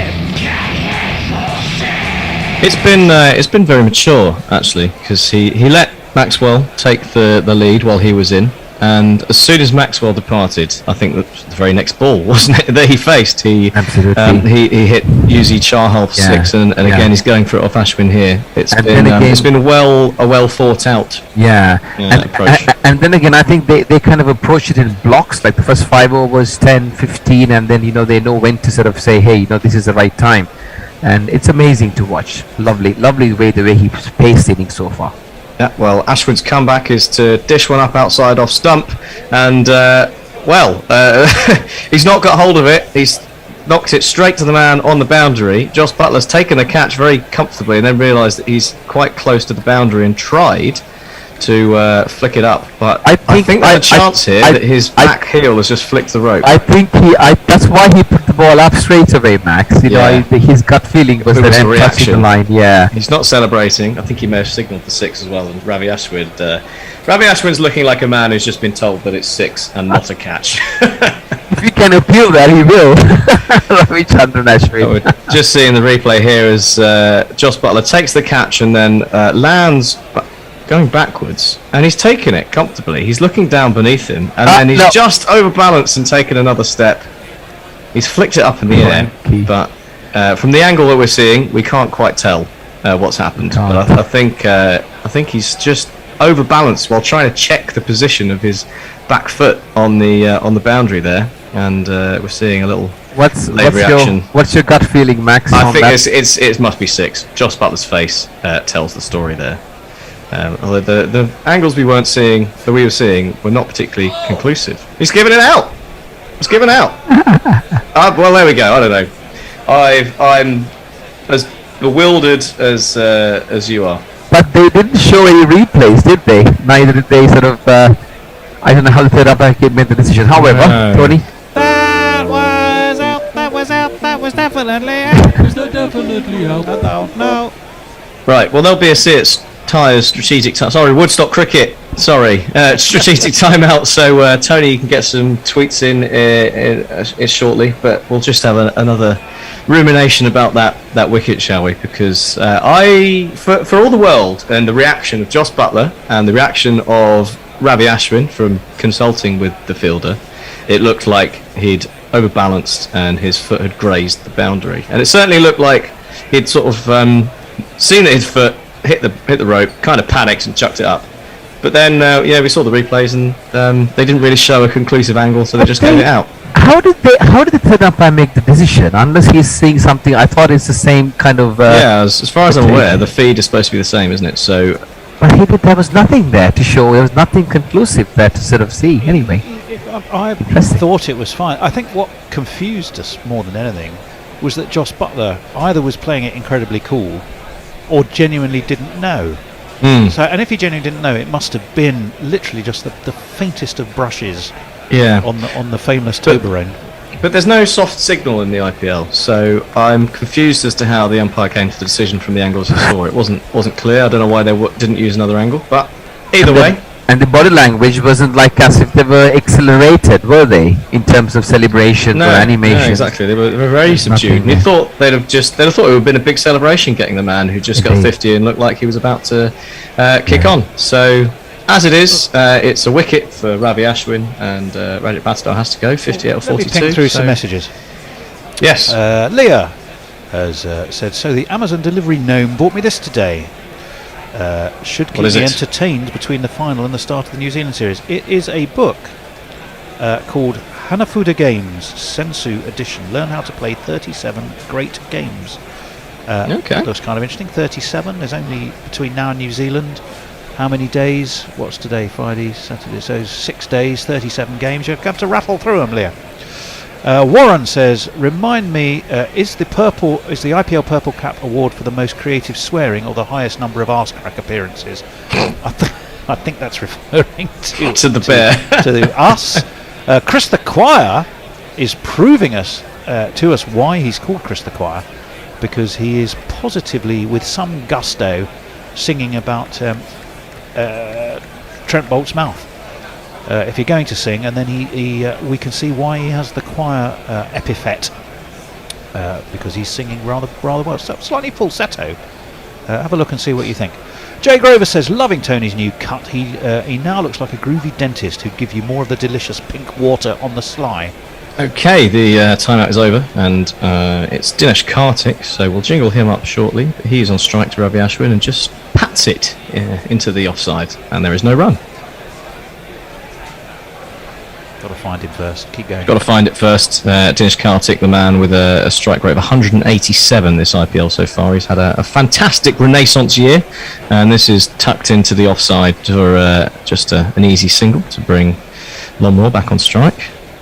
Great knock there from Patidar, isn't it? And also kind of Dinesh Karthik, Max. I think it's just been absolutely amazing, isn't it? How he's reinvented himself. 187 strike rate in this tournament. He's just been absolutely fascinating. He's had a phenomenal year as Lomro's forward defending into the offside off Ashwin, and they will come through for another single. I think he would be a shout for the India squad if it wasn't for the fact that he's already been picked now in the T20 squad. Oh yes, of course. Yes, it was already announced, wasn't it? Here he is. Had some questions to ask when he found out DJ he was shagging his wife. Oh shit. Do not believe that the rumor is true. He was kept out of the team from jealousy. Not true.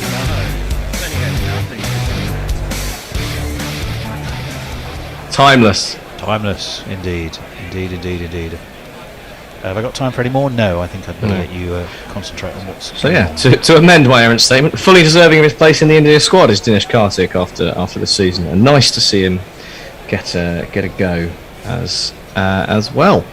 So it's Chahal back into the attack to finish his spell. He'll be bowling to Lomro, and this is a full toss on leg stump, which is swept gently into the leg side, as if to just move a little bit of dust around the kitchen rather than attempt to actually clean anything. What would you it's another think, one to the total. Sorry, Max, what do you think would be a good score for them now? You have 4 overs left. I think, 4 overs left. You want to be looking at minimum 10 and over, and that would take them to 173-ish. That's decent, isn't it? That's decent. That would be okay. I think 180 plus would be decent from where they are now, and I think that would mean Rajasthan Royals will have a chase on their hands, but it could be a good game. As long as it's a good game, isn't it, Max? That's what we like to see. We're here good game of cricket. We're here for good cricket. I want a nice mouth water before I head to the Oval to watch Surrey take on Glamorgan in the first class game. That's this evening. That's why I'm not here for the second half of this game. I'm off to see my beloved Surrey, and Karthik is down and sweeping Chahal. It's just wide of the man on the boundary who dives around. It's Trent Bolt out there doing the fielding, and he cuts that off and keeps it down to 2 runs and celebrates with a slap of the hand with Shimron Hetmeyer. So just the 2 for Dinesh Karthik. And they're playing our boys, Glamorgan down from Wales, aren't they? They're playing in Surrey. Yes, indeed they are. I don't think Kyron Pollard's quite available yet for the first game, but he should be around for the rest of the Blaster. Hopefully he'll be able to put his woes of Mumbai Indians behind him, because if we've signed the Mumbai Pollard, I'm not going to be happy. Full from Chahal bowling over the wicket to the left-handed Lomro, and he just tucks it into the leg side again for an easy single. So just a little bit of milking so far from these two to start the over. Just a quick observation, Max. Like Patida, he didn't really get into the side right at the beginning. They played a guy called Riot, somebody who Anuj Rawat, yeah. And this guy came in from nowhere, and he was batting like a champion, wasn't he? Yeah, well, you'd probably be forgiven for thinking if he'd been there from the start, they might have made it to first. Well, maybe qualify for the playoffs with a little bit more ease rather than sneaking in at the end. But he's certainly staked his claim and should be in the side to start things next year with the performances he's put in. Absolutely, he deserves it, and I think they won on the back of his lovely innings 2 days ago, and today, without a doubt, was a classic example as well. The momentum he built up. Yeah, he'll be disappointed that he didn't manage to crack on, I think, at the end, as a little bit of dancing at the crease from the resplendent DK in his famously peaked golden helmet, and just tucks into the leg side once again for a single. His strike rate's now down to 185 after this slow start to his innings so far, heading towards Liam Livingstone at 182. So he'll want to make sure he stays ahead of that to win the coveted Punch Super Striker award. I think googly from Chahal to Lomro, and slightly wide of off stump and cut away to Shimon Hetmeyer on the cover boundary, and they'll come through for another single. So that's is that 6 off the over so far?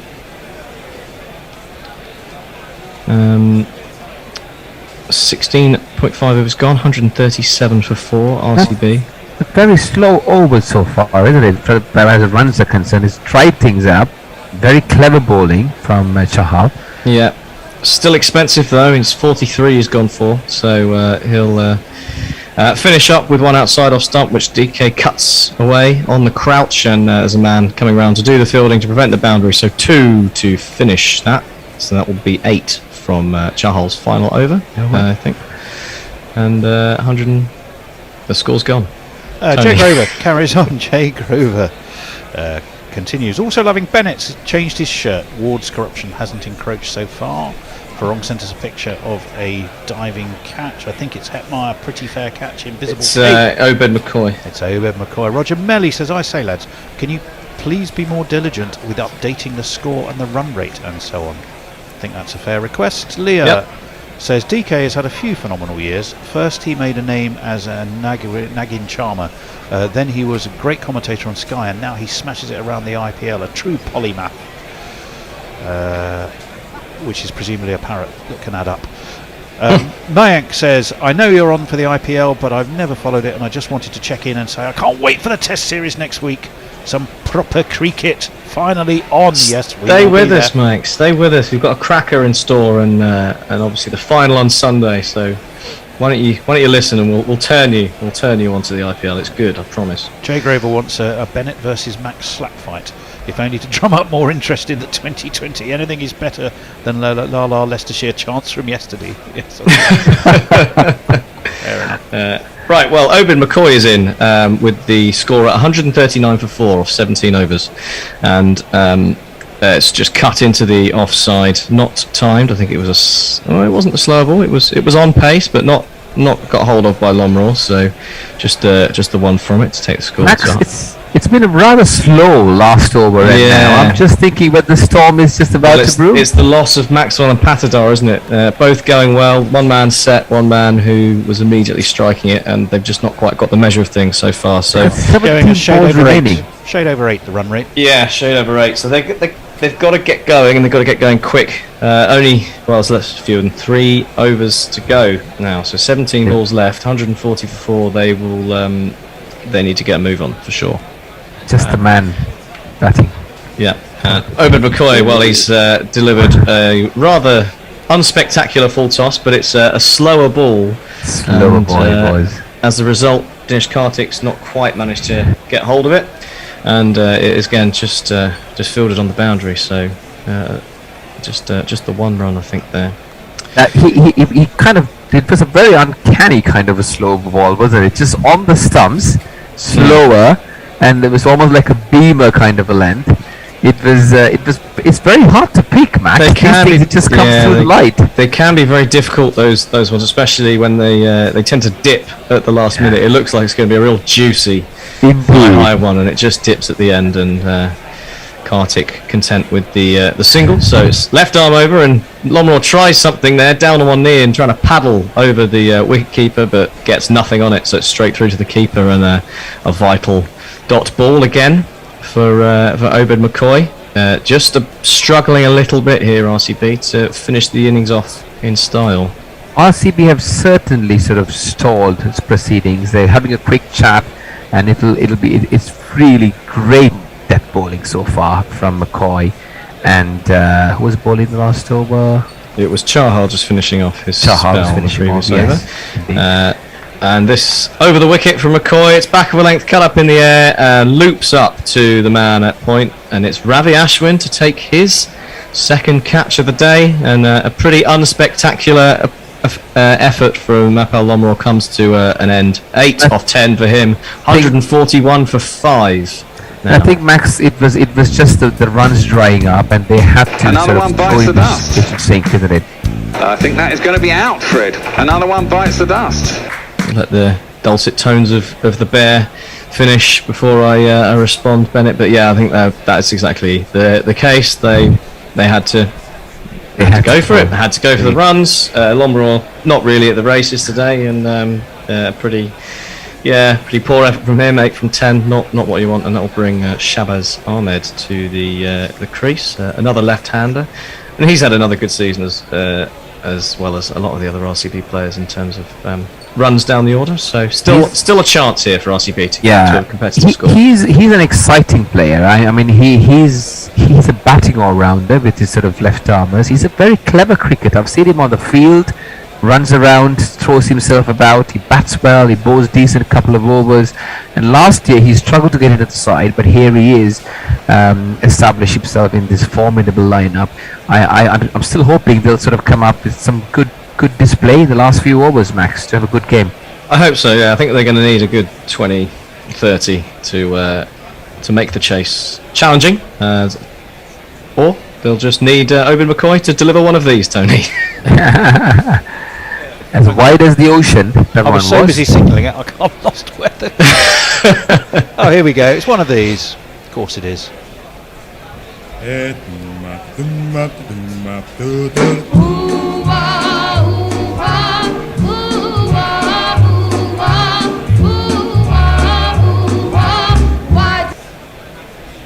Indeed. Tries to repeat it, Obed McCoy, and it was slightly less wide this one, but still wide enough for Shabaz Ahmed to throw his arms at it and cut it away. Not particularly well timed, but in the gap, and it will be 4 runs. Give it to me 1 time. Give it to me 2 times. Give it to me 3 times. Give it to me 4 times. That's very nice. Good first ball to get off the mark with a boundary, Max. Yep, that's exactly what they want. Slower ball to follow up though, and Shabaz Ahmed is through the shot so early that if he swung round and replayed the shot, he might still be early on it. So a dot ball to finish. 146 for 5 from 18, and still some work to do for RCB. Over to you, Tony. Leah is saying, on that Bennett versus Max slap fight idea, add in liner skates and cricket helmets. I'd write an epic poem to rival the Ida about it. Well, it's going to be quite tricky because one of them's in Wales and the other one's in Streatham. So they're going to have long arms. We do have an ice rink nearby in Streatham, though, so I'll happily play at home. Well, yeah, I'm not too sure about ice rinks in Wales, so I think you'd have to do that in Streatham. That would be where you'd have to stage this slap fight on ice. Let me go and have a look on YouTube. Stephen Kelt is a regular listener and delighted as ever that he is with us. So hello to you, Stephen. I know Messrs has already waved at you virtually. And there's a lot of waving going on screen chats. Yeah, There is indeed. it looks like Butler's sort of playing a bit of. I've never seen him sort of as inspiring as he is at the moment. He always likes to play second fiddle, doesn't he? You don't see him sort of waving around, and he's animated, giving his 2 pennies with the experience that he's had. I'm sure Samson would love to have him contribute, but he's right behind the stumps, isn't he? RCB struggling, Max. 146 quite disappointing, whereas the game's concerned the last few overs for me personally. Yeah, it was set up for them to go for a fast finish here, and it's not out of the question, of course. 2 overs left to go. Two guys at the crease who are more than capable of taking it to an exciting finish. But the 19th over here with the excellent thus far Prashid Krishna coming on. He's 1 for 14 from the 3 overs he bowled earlier on, so he'll be looking to finish off nicely, and he's pushed this full for Dinesh Karthik. It's up high in the air, and Rian Parag this time makes no mistake. So exactly what the doctor ordered for Prashid Krishna, very much not what RCB were hoping for, and things are dangerously close to petering out for the challengers here. Indeed, Max, and I think Prashid Krishna sort of not doing his figures to any harm. 2 with second wicket. Unbelievable! Yeah, right off the toe from Dinesh Karthik. It was fullish from Prashid Krishna, but not quite full enough. DK got under it far too much, and Shimron Hetmeyer is celebrating like a man. I don't know what he's celebrating like a man possessed. Thank you. He's a man possessed. I was thinking of someone who's sort of taken a slightly illicit substance there. He looks a little manic, but either way, that's not anything we know about here in Gorilla Towers. Let me point out. No. only from watching others. Hasrang is a new man. He's capable of sort of giving some lusty blows as well, and he's got 11 balls remaining. Max. Yep. Run rate 8.04 now. So they're falling further and further behind. It's tumbling down. And the new man Hasaranga has scored some runs for Sri Lanka, but this season with the bat in the IPL, it's not really fired. So let's see what he's got. He's got his stumps absolutely splattered. Now, in fairness, Hasaranga, I'm not going to push too much blame towards him here, because that was as good a bit of death bowling as you're likely to see. It was Bumrah-esque, fired in the Yorker at middle and leg, and both middle and leg stump are now deposed. That was unbelievable from the stump holes. Unbelievable Yorker there, Max. Unplayable. Yeah, I mean, first up. What are you going to do? Well, I was trying to find the Jaffa jingle. Yeah, but Jaffa it was. Can't, but it was. Anything for 2 and 2 balls, because there's a hat-trick ball coming up. Well, there is indeed, and I'm sure we do somewhere. Is it Krishna 3rd wicket, or Max? Yeah, third wicket. He's been the key, hasn't he? Let you peruse the library, Tony. And Prashid Krishna's been phenomenal today. He really got some life out of the pitch in his opening spell. A good bit of bounce. I mean, the Kohli wicket was arguably slightly fortunate. It was a terrible shot, but it did get a bit big on him. He found some life in the pitch from it was that one of back these. of a length area. Yes. And it meant that it was one of these. Then he waddled away, waddle. Yep, golden duck for Hasaranga, and the historically this year at least good finish to the RCB batting lineup has not done the job, and the full toss is on the hat-trick delivery. So a slight anti-climax there to end the run of 3, and it's just tucked into the offside for a single. I think he was aiming for the Yorker there, wasn't he, Max? And he just got it sort of all wrong. I mean, the last one was good enough. Why not try and do it again? It was a little overpitched this time, but 2 wickets and 1 run from the first 3 balls of the 19th over. I think you'd bite a hand, an arm, a shoulder, and a face off for that if you were offered it at the start. Anyway, here's the new batsman as well. This is Harsh Patel. The next guy up is Harsh Patel. Yeah, Harsha Patel has at least lasted long enough for us to hear his jingle, because Hassan was obviously dearly departed before any opportunity to introduce him. So 147 for 7. I think he didn't like the jingle that Tony just said, so let me go back. Down the wicket from Prashant Krishna to the left-handed Shabaz, and it's a wide for, well, probably down the leg side and also over his head. Double wide, perhaps. Either way, it will be one more to the total. A welcome run for RCB, who've, as we've said, struggled in the past 2 or 3 overs. So we see clearing Shabaz Ahmed's head quite comfortably, and also down the leg side. So he will have to be bowling that one again, but use the extra ball, as they say on Sunday afternoons all around the country. Slower ball picked up by Prashant Krishna in his follow through, and he has a shy at the stumps as Shabaz Ahmed is slightly up his ground, but it bounces clear of leg stump, and it's just a dot ball. 99 kilometres an hour, that one. That's slower than about half of Ravi Ashwin's deliveries. Indeed. And it's a skill, isn't it? Like, just to be able to come at the same way and hold the ball and just sort of bowl at almost half the kind of pace. It's a definite skill. Well, Jack and I were discussing this on our podcast the other day after the Royals game against Gujarat, and how Prashant Krishna maybe doesn't quite have the variations to bowl at the death, but he's thrown in a slower ball there again, I think, and it was full, and Shabaz Ahmed read this one and pumped it over long on for one of these.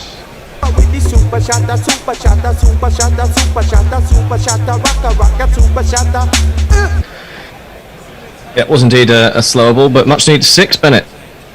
Yes, I think they needed this very, very bad, and Shabaz Ahmed providing that, moving his foot across and getting his hands, swinging his arms in a manner that sort of clears the rope. Nice looking shot by Shabaz. We need more of those to keep this game alive. We certainly do. 154 for 7 the score, with 7 legal balls remaining of the over. This is a much better comeback from Prashant Krishna. Yorker length.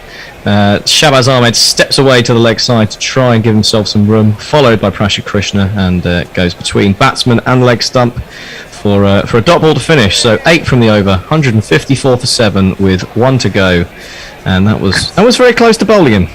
It was excellent spell there. 3 for 22 off his quarter of 4 overs. Brilliant spell. I mean, match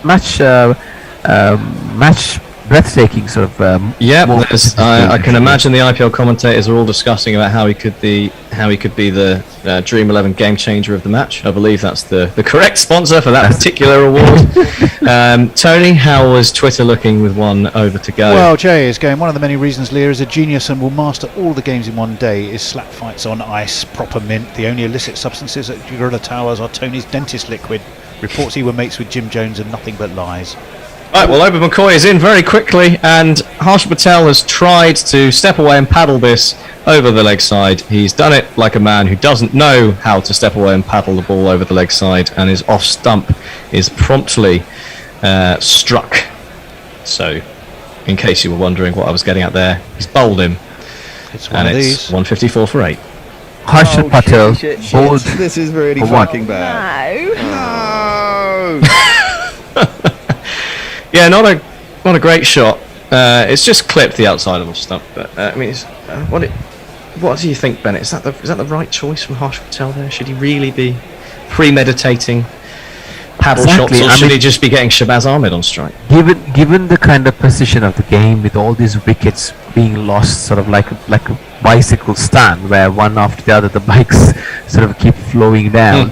I think it would have been nice to give the strike over to the guy who's actually middling the ball well. But on the other hand, there's only 6 balls left, and Harsha Patel is a capable batsman who can do it. And I think he was trying to beat the fielder there, rather unfortunate. Yeah. But clever bowling. McCoy's been always varying his pace, hasn't he? He's been subtle with his positioning of the pace. So I think it's a great over. Well, yeah, we were discussing him a bit earlier, weren't we? And I think he's really grown into it. He's struggled a bit to start with, but he's certainly found his groove and found an approach that works for him as a death bowler for Rajasthan Royals, and it's been very effective. So that will bring Josh Hazlewood to the crease, who not renowned for finishing innings in style, but let's see what he's got as Oba McCoy comes in, left arm over the wicket. It's full outside off stump, and Hazlewood pokes at it, bunny-like, and they are not able to scamper through for a bye. So wicket dot to start the 20th over, and that run rate is still just hovering above 8 and over. So not looking good for RCB. It's all coming up Royals at the moment, not Royal. Really good bowling by these two, Obed McCoy and Prasid Krishna. They're almost similar kind of figures, 3 for 22 and 3 for 21. Yorker from McCoy for the third delivery, and dug out by Hazelwood, and they will scamper through for a single. So that gets Josh Hazelwood off of strike and Shabazz Ahmed onto strike for the last 3 balls of the innings. Had Harsha Patel used his brain, they could have been using 5 balls of Shabazz Ahmed. But Instead of, yeah. And I think it is very important that Shabazz Ahmed has the strike for these 3 balls. Very important for RCB. Yeah, you thinking turn down the single territory? Yeah, absolutely, absolutely, without a doubt. Because Hazelwood Let's just go for the maximums. Yeah. Right, well, it's outside off stump. It's just inside that blue tram line, and Shabazz Ahmed swings with all his might, but succeeds only in giving Samson a little fan of air to cool him down, and will go through to the keeper for a dot ball. Great bowling there, Bill Bate again. Max, great bowling. Just playing with the line, isn't he? Just trying to land the ball. Yeah, got the protection out on the offside, so just try and hide it out there and make him have to hit it hard to get the runs. And he knows what's going on. It's full from Obed McCoy onto the off stump. Shabazz Ahmed is on one knee trying to shovel it away, and he thinks about the single, but turns it down, as we were saying. So 1 ball to go, just the 1 run and the 1 wicket from the 20th over so far from Obed McCoy. This has been a fantastic effort of death bowling from him, and ably backed up from Prasid Krishna in the 19th. It was Josh Hazelwood actually sending Shabazz Ahmed back there. So final ball of the RCB innings, 155 for 8 is the score. It's wide from Obed McCoy. It would have been a wide if it had been left, but Shabazz Ahmed has tried to cut it, and he's not got hold of it, but he dives back and for the second run, and it looks like he's made it. It's a direct hit. Great throw from Josh Butler down at deep mid-off, but I think the dive has saved him. We will of course check, so it will either be 156 for 9 or 157 for 8. And I must say, Max, a rather perilous end to a promising innings from with RCB. I mean, as the team, there was a lot of work done in the middle overs by Patida and Maxwell in brief patches, and they had everything in there to build it up. Unfortunately, it's come to a very disastrous end, in my view. Max, this is going to be unless their bowlers pull their socks up and keep it tight from the word go, it's going to be a hard game for them to catch up on. Undoubtedly, they looked really nicely set when Patidar and Maxwell there, but that wicket of Maxwell really changed things. And I'll run through the scorecard shortly, and that will pretty much tell you all you need to know about the pace of the innings and how it went from an RCB perspective. Really, it was 157 for 8 in the end. They did make it back for that second off the final ball. So as I said, I'll run through that scorecard now. So Virat Kohli opening up was caught by Sanju Samson wafting airily at a Prasid Krishna delivery, and he was 7 from 8 balls. Faf du Plessis didn't get going at all, caught from Ashwin off Obed McCoy, caught well by Ashwin off Obed McCoy for 25 of 27 deliveries. Rajat Patidar, he had a decent day, 58 from 42, but he was eventually caught in slightly confusing circumstances on the boundary by Joss Butler off Ravi Ashwin. Glenn Maxwell, 24 off 13. He looked like he was really going to take things by the scruff of the neck, but he was caught very well again by McCoy diving forward off a Trent Bolt long hop on leg stump. We didn't really give that the airtime it deserved, but it wasn't a great ball, and it was one of those shit gets wickets situations.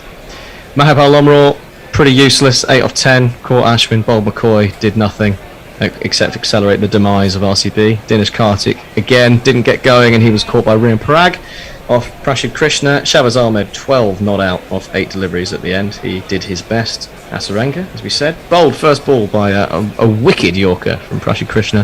Harsha Patel bowled by McCoy, attempting the reverse paddle or whatever it was, 1 off 2, and Josh Hazelwood 1 off 2 15 extras, 157 for 8 of 20. The bowling figures: Trent Boult 4 overs 1 for 28, good from him. Prashi Krishna, the pick of the bowlers, as we said, 3 for, well, actually, you know what, probably not, 3 for 22 off his 4.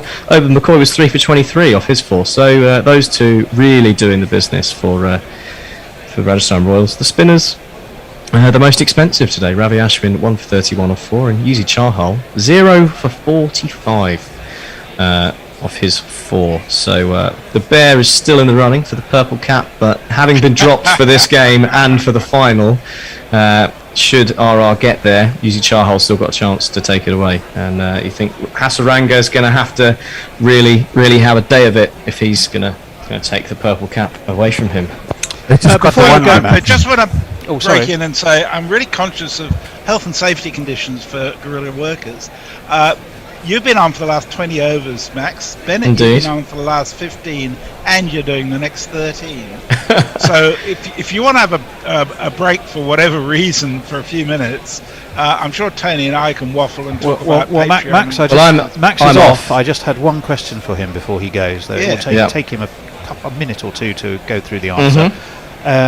So we're running our poll for IPL Heaven and IPL Hell. I can give people an update on the scores on the doors so far. Do you just want to talk us through the choices for that poll, Max, so we know what people want to vote for? Absolutely. So, and obviously, if you have your own suggestions apart from these 3, then feel free to let us know, because there was plenty of action in the IPL this year. But the 3 things that caught my eye and stuck in my mind were Evan Lewis's sensational match-winning catch for Lucknow, which secured them a playoff berth, really, in a game that looked like was going to be unexpectedly chased down. But he ran in from the boundary in a full-length, one-handed left-handed diving catch to seal the victory. It was a stunning effort from him, so that's on there. There was Tuatia's 2 sixes off the last 2 balls, and also that, of course, includes the Odin Smith shy at the stumps for the overthrow, which brought Tuatia on strike and took it down to 12 off 2 to give him the opportunity to win that game memorably. And another moment, I think it was in the same game as the Evan Lewis catch, wasn't it? The De Kock 140 off 70, one of the finest T20 innings you are likely to see, where he just went absolutely ballistic after the halfway stage. It was a stunning effort. So those are the 3 heaven moments for you to ruminate over. Can I just say, I was thinking about this while I was having a break, and they're all very powerful moments, but I do think because of the length of the IPL, there's a bit of a recency bias in all of this. Because it occurred to me that one of the most stunning moments of the IPL was sometime in the last 2 years. Mitchell Stark managed to hit 50 off 13 balls, was it? Pat Cummins. Pat Cummins, I beg your pardon, yes. Which was quite extraordinary. He was on the shortlist, but I've decided he doesn't make it because he was absolutely terrible for the next 3 games and got replaced by Tim Southee again. Yeah. So he's not made it. But that was again another stunning effort to win a game for KKR at a point where they looked like they might be in with a shout at the playoffs, but they rather tailed off a bit. Well, they are up there, and as we go through the game, we will take you through those different choices, whether you want celestial choirs or whether you want the pitchforks prodding in the flames of hell. Is the hell poll up there? The hell poll is up, yes. So shall I run those through then as well? They're both up. We are going to be joined by Bennett. I'm going to nip off and fuel myself with a cup of tea. So I think for the time being, we've got Ajit and Messers can chat. Max, you can stay, and we'll wait for Bennett to return. Lovely, yeah. So I'll just quickly run through the hells then, while Tony goes and rehydrates his jingle-clicking finger. The one that I'm sure needs no remembering was the unfortunate incident where the Delhi Capitals completely lost the plot over a potential Obed McCoy waist-high full toss. Not given a no ball, but that didn't stop the was it Pravin Amre trying to storm the pitch. Rishabh Pant potentially like calling his players over, having a big discussion. It was a massive foo-fire. It was all very unseemly. Poor behaviour from them. Certainly cost them the Fair Play Award. So not a good sign. I think and it's then worth noting who the voice of reason was in all of that. Yes, of course. It was Shane Watson, wasn't it? He was pleading with Rishabh Pant to calm down. Didn't make any difference though. He just sent Pravanamari out to make a tit of himself. So that was a very pointed moment of IP hell. The other two are slightly more, I suppose, slightly more in keeping with the concept of damnation for eternity. It's the general commentary. The general TV commentary on the IPL, I hasten to add, not the guerrilla commentary. Ours is obviously far superior, but the likes of Kevin Peterson, Sunil Gavaskar the other day I mentioned on the IPL with his pretty dodgy comment about Hetmeyer and his wife, and just general nonsensical rubbish that gets spouted. So that's been a low light, but to be expected. And the final one. It improved a lot when KP pissed off. It did. And they're not all bad, it should be said, but unfortunately the average does drag down from some of those better commentators. And the final thing on the Hell poll is just the general season that Kane Williamson's had. It's not been good. He was, and you also think about the context behind it. He was retained. He was was he the one of two retainees, or was he the sole retainee? One of three, I think. One of they kept him around Malik, didn't they? Either way, he was kept ahead of Rashid Khan, who is now, of course, going to be in the final. A very questionable decision. And as captain, he's amassed 216 runs at an average of 19.64 and a strike rate of 93.5. Now that is, as a man that you've just paid however many, 14 crore, if it would have been, to retain, as far as negative impacts go on your team's chances, that is up there. So he's not done well. So he made it infamy. The IPL has passed him by. It has. I mean, there are lots of other ones that we could have gone with. Stephen Smith by, but it's also spat him out. But Williamson, he hasn't. Yeah. Exactly. I mean, we could have spoken. Pollard's season was dreadful as well. Mumbai Indians in general were pretty horrendous. Ravi Jadeja, you mentioned, of course, Ajit beforehand. He's certainly worth a mention as well as someone who had the captaincy taken away from him. But let's not go through all of them because we'll save some of this chat for the preview show on Sunday before the final, which is where we will go through the results of the poll and see what moments have come out on top and caught everyone else's eyes. As I said, please send in the moments that stuck out for you. But a key question, Max, have you determined on a theme for your final summary? That's a very good question. I was considering, it's the Champions League final the night before, so I might see how many Liverpool and Real Madrid players' names I can squeeze in. I feel like that. Be tough. Yeah, that might be too tough. That might be too tough. So we will see. But got a couple of days. I'll have a chat with my fellow cricket fans tonight down at the Oval, while they ridicule me about my life choices. That's all right. Of writing IPL. As good as you get. Yeah, and I'll see what we can come up with. But on that note, I think I will leave you guys to it. Perhaps you two can have a little chat about how you thought that innings went. Well, can I just say, Max, thank you very much for being on for a full 2 hours straight and barely having to draw breath in the process. It was great fun to listen. That's quite all right. I hope it was enjoyable for everyone, and I'll be back on Sunday for the final in the studio. I think I will be joined by Andy, so I won't be completely alone. As and if Tony people is should today. wish to hear you anywhere apart from Guerrilla Cricket, where might they do that? Of course, yeah, very good. I've even managed to plug myself today. Thank you, Messrs. Yeah, so I'm one of the three of us on the cricket podcast. So Jack, the other member who Gorillas will need no introduction to, and also Ross, who's made the odd appearance this season as well. We have our own cricket podcast. We've been doing post IPL shows for the last few months. So at the Cricket Pod on Twitter to go over there and head over, and it's been cracking fun following all this along with you. So I will see some of you on Sunday, and enjoy the run chase. Your prediction before you leave then. I think Royals got it in the bag. Yeah.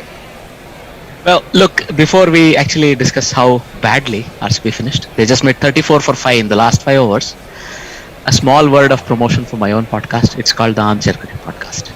I request our listeners, if they get some time, to also have a listen. So we had a celebrity guest, Mog, on our latest episode. It was a lot of fun, the chat. A very interesting individual. Can I just say I listened to that in bed this morning? Wow. Whatever gets you going, Tony. What your age? Yeah, just letting you know. Mog in bed on a Friday morning is an interesting concept. No, it was right. 6 o'clock. I couldn't be asked to get up. It wasn't quite time to get up, and I saw it arrive. So I thought I'll check my Twitter feed, and there it was. And I thought, Mog and Ajit, that'll be an interesting conversation. Sent me back to sleep. No, it didn't. It was actually a lovely conversation. I really enjoyed it. Nice to hear. All right. Now if we get back to the fiasco, that was the finishing quarter of the Bangalore innings. My God, 34 for 5. And if you look at all the people that have lost their wicket, it's all been good finishers of the game. So when you look at where they were after, let's say, 15 overs, so they were 128 for 4. I mean, Maxwell had just been dismissed, but Rajat Patidar was still there. There was a lot to play for, and suddenly it all went pear-shaped from that point. It certainly did. 5 wickets lost. Yeah, go on. Yeah. Well, my sense is that you know what date it is today? 27th of May. Okay. Do you know what happened on the 27th of March? 27th of March or May? Is it a cricketing thing? It skips the context. Skip. I'll tell you what happened. RCB played their first match in this IPL. So exactly 2 months ago, they came in full of enthusiasm. They bashed 200. They won quite well. I just think that energy's run out. It's such a long period of time. I just feel, they'd be happy to get on the bus, go home. Maybe, but that's my gut feeling. I think they were okay come the last 2 games. They did what was required to actually qualify and even, come to the second qualifier, for example. They needed to be awake for the last 10 days or so. They were there. But then I think today, a bit of credit needs to be given to the way Rajasthan bowled. So I thought Prasidh Krishna, excellent lengths. I think they had identified if they get close to Karthik, he's going to whack you. And also Obed McCoy. So those two, wonderful finishing. You can take nothing away from them. 3 for 22 and 3 for 23. Those were the killer blows. Usually RCB may have 1 or 2 fallow overs in the last 5. They make it up. They were not allowed to. In this case, they had a couple of fallow overs and they couldn't pick up to finish because Mahipal Lamror couldn't get going because I think they kept again the ball a little wide and a bit back of length. He likes to hit the ball off the front foot. They didn't give him that. And then Shahbaz Ahmed did his bit. And the main thing for me is how they got Dinesh Karthik starved of strike and not really going. And same thing when it comes to Shahbaz, right? So you have to give them the credit as well there. They had a bit of a lucky break when it came to, I thought, Patidar's wicket. But, well, he did well, didn't he? Yes, indeed. Good evening, everyone. This is Bennett Olagusegram here, leading the commentary for Guerrilla Cricket. I'm Mahavati here in South of Wales in the UK. And welcome to Ajit as well. And along joining me, Tony and Messes. Thank you so much. Thank you so much, Messi, for having that thought of us taking a break. He gave me the idea of going and getting a little snack before we get on to this accelerating second part of the game. Rajasthan Royals winning the toss. And in a very strong position, I would say, Ajit, at this moment in time. They've done extremely well in curtailing the run-hungry Royal Challengers Bangalore, who just come with so much momentum into this game. They had a nice steady start. Unfortunately, couldn't capitalize on that. Struggled towards the death overs, particularly the death over specialist Dinesh Karthik was starved with some excellent bowling from the two opening bowlers, Obed McCoy and Prasidh Krishna, the two pick of the bowlers, 3 for 23 and 3 for 22, almost identical sort of figures and almost identical impact they had at different stages of the game.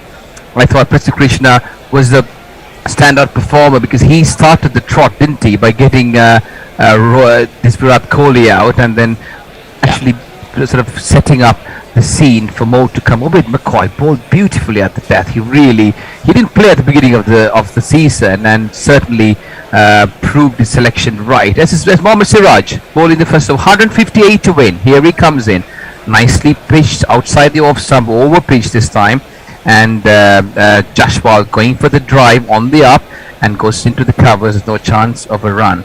So the openers, here's Jaiswal himself, who we just mentioned. Jaiswal.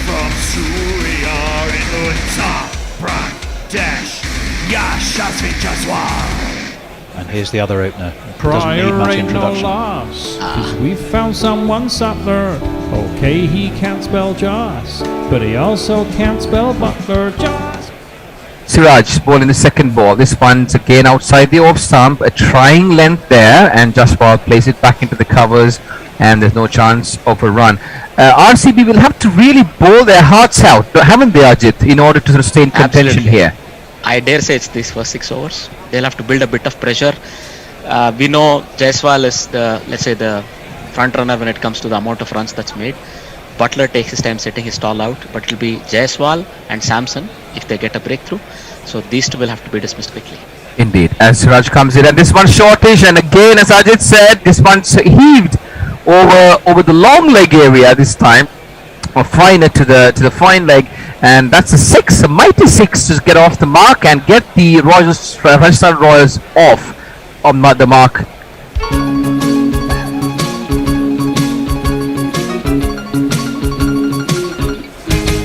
You came out of your hand and into my zone. Now it's up in the stands. It's a 6. It's beautiful and it's mine. Well, listeners out there, I apologize for the abrupt end because I get so carried away with the game and I fail to see Tony waving like sort of on the other side. He wants to get his jingles in. I apologize for that, ladies and gentlemen. But Jaiswal's off to a flyer here, and this one's on the leg stump and nicely tickled away towards it's actually, in fact, timed beautifully in no man's land all along the ground. That is a boundary, Ajit. I'm waiting on the jingle, but yeah. What happens, I think, this is a bad line to bowl. You don't have a leg side field at all. The look on Kohli's face said it all. He looked thunderous. It was one of these. Here it is. There's not one boy for me. I must have 2 or 3. I need 4. And I think with the score they have, they just cannot afford this, can they? So this one's overpitched and driven, no fluency there, no timing whatsoever, and the ball goes on to the extra cover area, no chance of a run.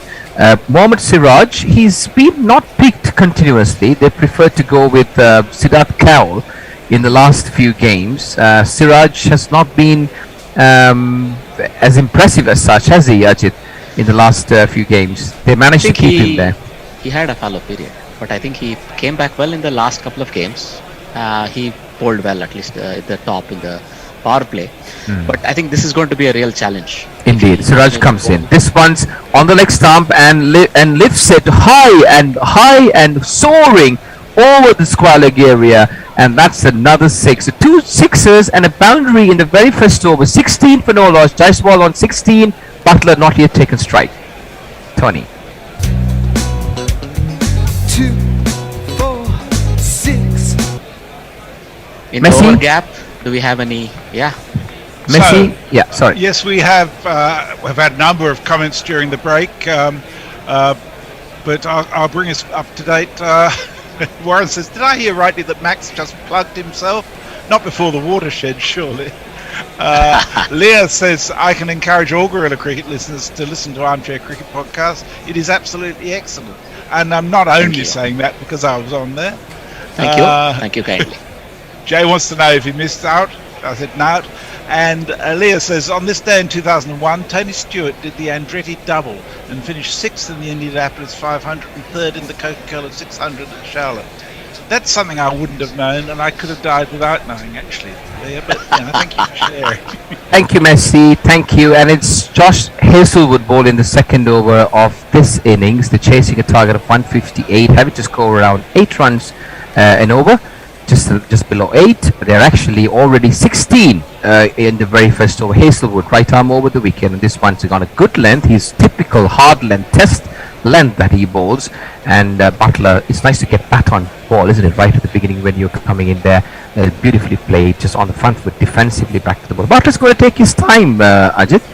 He can as well. I mean, look, that was a terrible end to the first over. He has no protection on the leg, and he continues to bowl short into the midriff of a batsman who's very capable. I don't know what was going on in Siraj's head, but look, this is a battle within a battle. Indeed, and very often it's the mental battle that normally sort of comes out. Josh Hazelwood had this one on the off stump, and again this was beautifully played by Butler in between the covers, in between the fielders there, and the batsman actually no chance of running there. It's a boundary, 4 runs. 1, 2, 3, 4. Look, thank you, Tony. The way it has started, it looks absolutely easy, because this is a pitch where the ball is coming nicely onto the bat. There is some pace on the pitch. We saw it early on when Prasidh Krishna bowled, and I expect even somebody like Hazelwood can exploit those same lengths. But that was a good shot. It was played on the up. All he had to do was bat on ball, and the timing on that occasion was exclusive. And here it goes. Hazelwood comes in on midland leg, and this one's nudged towards the mid-wicket area. Kohli throwing himself on there, just making a lot of intentions very clear with his aggressive running, and no chance. The batsmen looking at each other, but no chance of going on. Those shots by Jaswal was certainly again building up a great momentum in the very first over, has certainly put Rajasthan Royals on the driving seat. And RCB, with a paltry score of 158 with a target of with a run rate of about 8, are already playing catch-up game now as Hazelwood comes in right arm over the wicket. And this one's a slower delivery outside the off stump. Butler looks watchfully, carefully, and shoulders arm, and as the ball goes through back to the wicket keeper, no chance of a run. In fact, RCB had a nice start. They lost Virat Kohli quite early on in the innings. But they built up in a good sort of a good platform, but unfortunately they couldn't capitalize on that. Isn't it, Ajit? Yes, I mean, as I said, they let themselves down in the last 5, but we just saw Butler is also the highest number of 6s hit in the tournament. Indeed. And here he comes, Hazelwood, and this one nicely played on the leg side past mid-wicket, and there is a fielder there. Mohammad Siraj runs around from the long on area, and he picks up, but not before the batsmen come back for 2. And the score slowly but surely moving up to 22 now. Both the openers at the wicket, Jaswal on 16 of 6, Butler 6 of 5. They are almost averaging around 11 runs and over. The required run rate was only 8 when we started the game, just below 8. This time Rajasthan Royals certainly on the driving seat here and looking to move further ahead. What can RCB do to curtail the run-hungry Rajasthan Royal openers? Here they come. Hazelwood. This one's a better delivery, short of a length, coming back in, and Butler watchfully on the front foot and plays it back to the ball. No chance of run. End of over number 2, 22 for 0, chasing a target of 158. Messi. So Jay Grover says, I've had some hard choices to make in my years, some involving life and death, but I think the hardest would be whether Ravi or Leah would be my phone a friend. Oh dear. It does occur to me that neither of the two bowlers so far appear to be swinging it much, and that's where Trent Boult was so brilliant at the beginning of the RCB innings, that he really kept things under control by swinging it and making it really hard for anybody to get it away. Definitely. Trent Boult was absolutely like a bolt, wasn't he? He was bolting and of very good length, and he certainly had the batsman hurrying. I remember one of the balls he bowled to Faf du Plessis, and again RCB du Plessis struggled. He normally is quite steady, a bit more fluent, and they rely on him when he's there to build innings around him, and it didn't happen. Maxwell was looking to break free. And Maxwell. He normally has a good 20-30 runs on a good day. And Siraj comes in, the third over of the innings. This one's outside the off stump, moving away. Jaiswal trying to play it, no chance of a run, and it ball goes through to the wicket keeper Dinesh Karthik, and no chance of a run. 22. The score remains on 22. We're in the third over. That's more like the lens he should be targeting, and more importantly the lines. So when you saw that ball, this ball swung a bit, right? And there was some movement off the pitch as well. So this is why he has been given the new ball, Siraj, and this is where I think he could get Siraj comes in. This one's overpitched and driven into the covers as Duplessis moves around and picks up. The batsmen have enough time to go through for a single. Yes, Siraj is known for this. This is where he's made his mark in the Test arena on those nice length when he swings the ball. And I thought perhaps he was trying a bit too hard. And even the last game, I felt that he was bowling a lot quicker, but he lacked the nippiness that we know he's capable of. The nippiness, there's something about him, the sliding kind of the kind of bowling that we are used to seeing in Australia and in England that he came through. We didn't see that, indeed. So Buttler, the man in possession, he's had a wonderful IPL, holding the orange cap.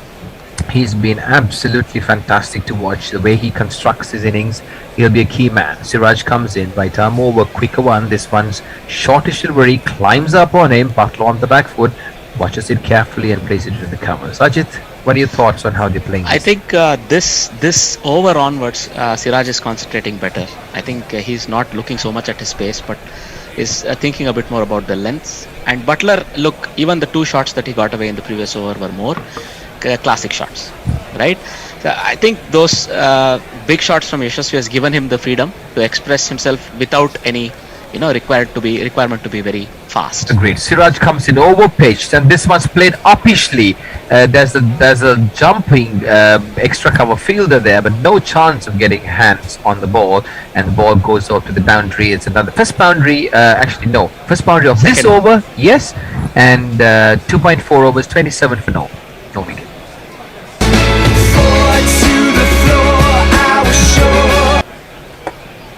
Thank you, Tony. Yeah, I don't know when to stop sometimes. I had to watch Tony's arms, like the umpire watching for his arms. I think the snack you had might have been too sugary for you, Bennett, by the looks of it. You seem to be going at quite a pace, but that's all right. It's making very interesting listening. Siraj comes in, right arm over. This one's again outside the off stump, but Buttler looking to play it on the leg, gets a thick outside edge. And grows under his bat towards the fine leg area. The batsman no need to run because it's boundary. 1, 2, 3,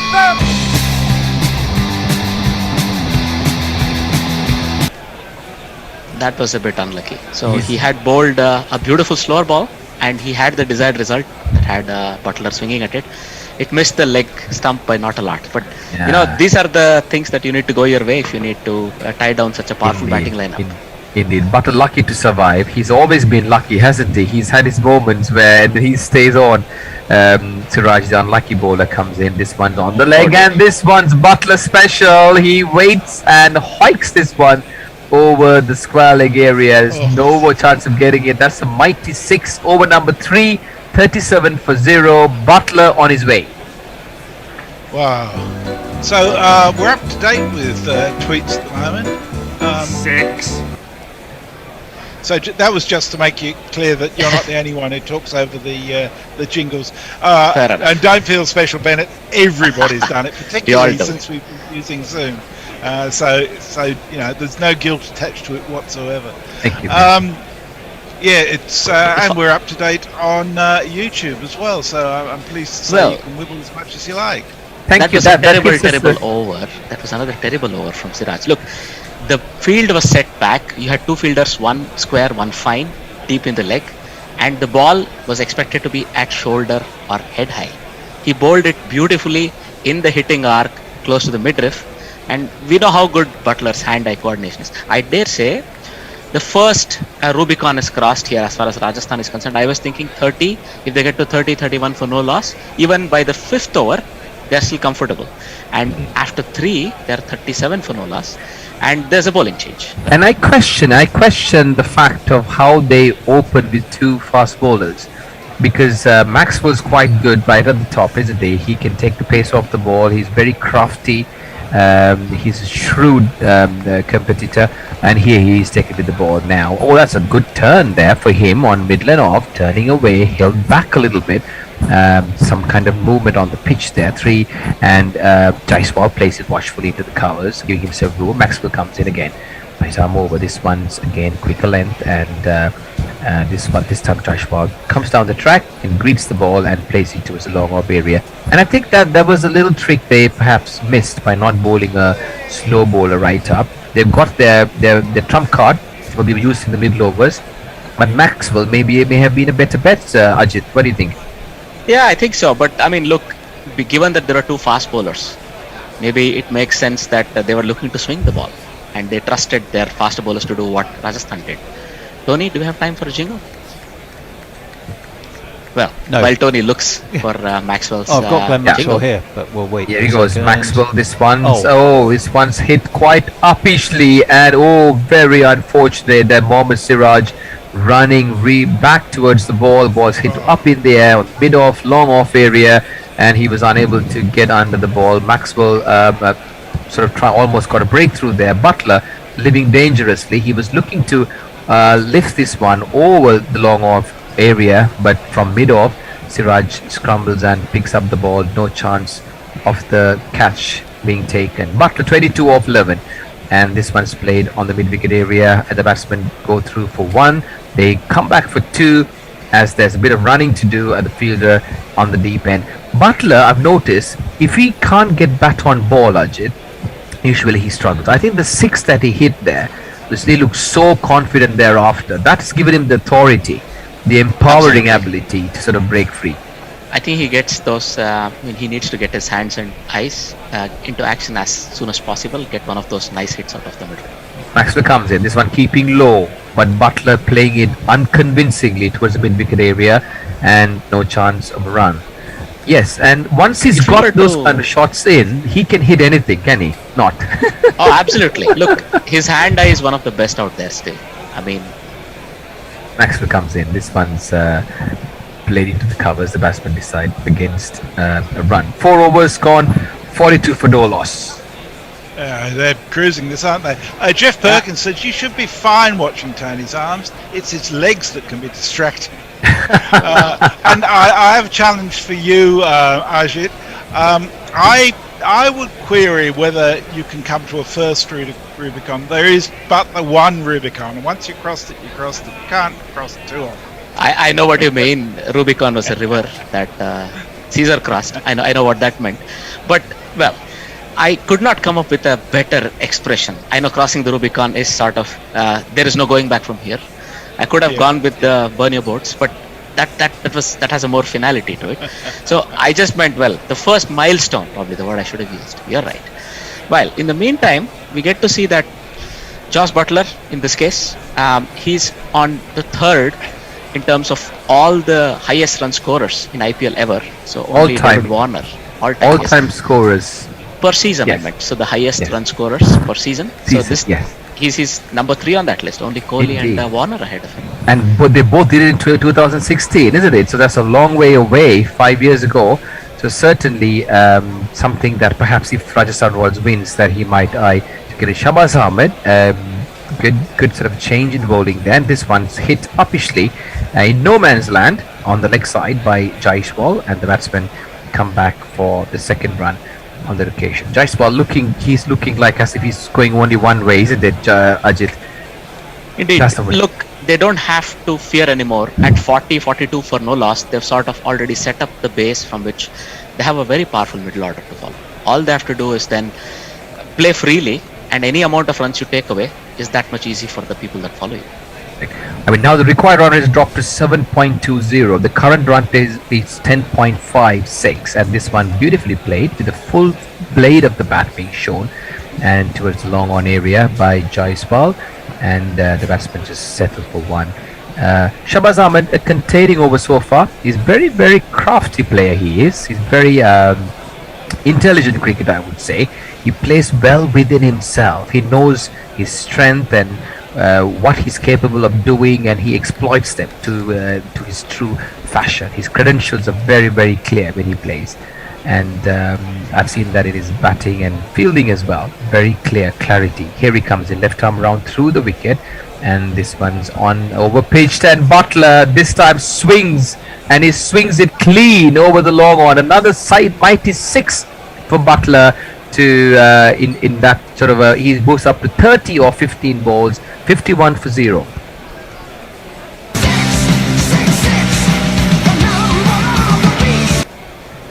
Well, look, this was always a fear, right? Because RCB had to switch to their plan B, which was to get spinners into the action, but you've already set Butler up, given him those 2 or 3 big juicy hits. He has his eye and his hands clicking and going. Now, all he has to do is trust himself. And look, 50 is already breached. We are not even in the 5th over, and I dare say this is a dream start. Even if they're chasing 180, they would be happy with this. Indeed, 107 runs off 93 balls, and slowly but surely the game slipping away from RCB here. Shabas Ahmed left arm round through the wicket, and Butler plays it sort of very conveniently into the covers.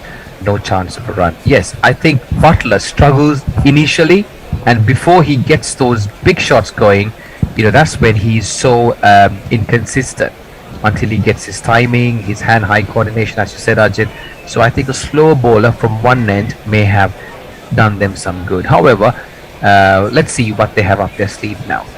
Shabas Ahmed left arm round through the wicket. He comes in, and this one's thrown away outside the off stump. It's hit nicely, beautifully hit. He fetched it from outside the off stump and launches it over the long on area for another 6, the second 6 of the over. 4.5 overs. Butler moves to 36 in grand fashion of 17 balls, 57 for no loss of 4.5 overs. Let's talk about 6. Let's talk about 6. Let's talk about 6. Let's talk about 6. I dare say. Okay, go on. Shabas Ahmed comes in. This one again. He's launched it again in a similar area, a little bit more finer, and this time it's more along the ground after a few bounces, and it's a boundary to end the over. Another boundary to end the over. 2 plus 2 is our man.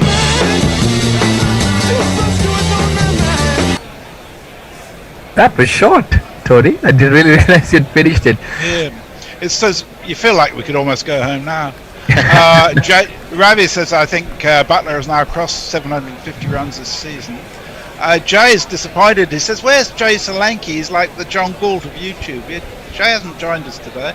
He says also Bennett thinks he owns the place now. It's a coup. The change of shirt has made him crazed with power. It's definitely a guerrilla commentator shirt, as you can tell by the small checks. Well, I'm very curious as to which way RCB would go. I expected pretty much Hazelwood to continue, but the next throw of dice, I would say, will be Hasaranga, their best and last. I think they should bring Hasaranga early now, isn't it, Ajit? Because there is no point. It's no point playing catch-up game if they've scored 80, 85 in 6 overs, and then it's going to be, even if they lose wickets, they've got enough in the bank. We should be having a change of commentary. No, we're on 7 overs. Oh, 7 overs. Oh, well remembered. And I did the bloody rotor as well. 61 in the power play. Then no, we're not there yet. They've got 61 so far. 40 something, wasn't it, for the RCBs? Wow, pretty much. Well and ahead. They had lost at least Kohli's wicket as well. They lost, Kohli's wicket, and Hazelwood comes in outside the off stump, and I think it's paid. It's paid dividends. He's out, isn't he? Yes. Sorry. Apologies. He slashed it straight to the extra cover area, and that's the end of Jai's ball. It paid. I was just going to say, was it the right move to bowl Hazelwood? And there you go. He pays trade. I had to be honest, although I didn't say it on commentary. Ajit, what do you think? Well, look, it was a set piece by the looks of it. So when you saw the first 4 balls of the very first over, Jaiswal likes to throw his hands at a ball that's full and around off. This was slightly wide of off. It might be a loosener and I might be over-analyzing it, but I think it was a set piece. There were 3 people around the cover on the square side, and he was out. Well observed, Ajit. Well observed. Yes, indeed. It seemed like he was putting it just right there.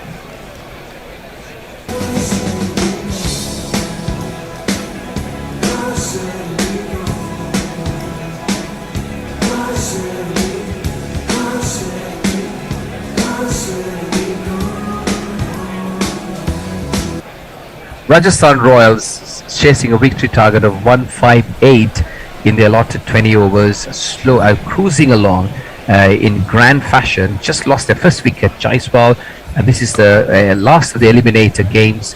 The final being on Sunday. Gujarat Titans already booked themselves a berth in the finals. Rajasthan Royals, by virtue of losing their game earlier on, are now playing the winners of a game played 2 days ago where RCB took on Lucknow Super Giants, and they were the victors.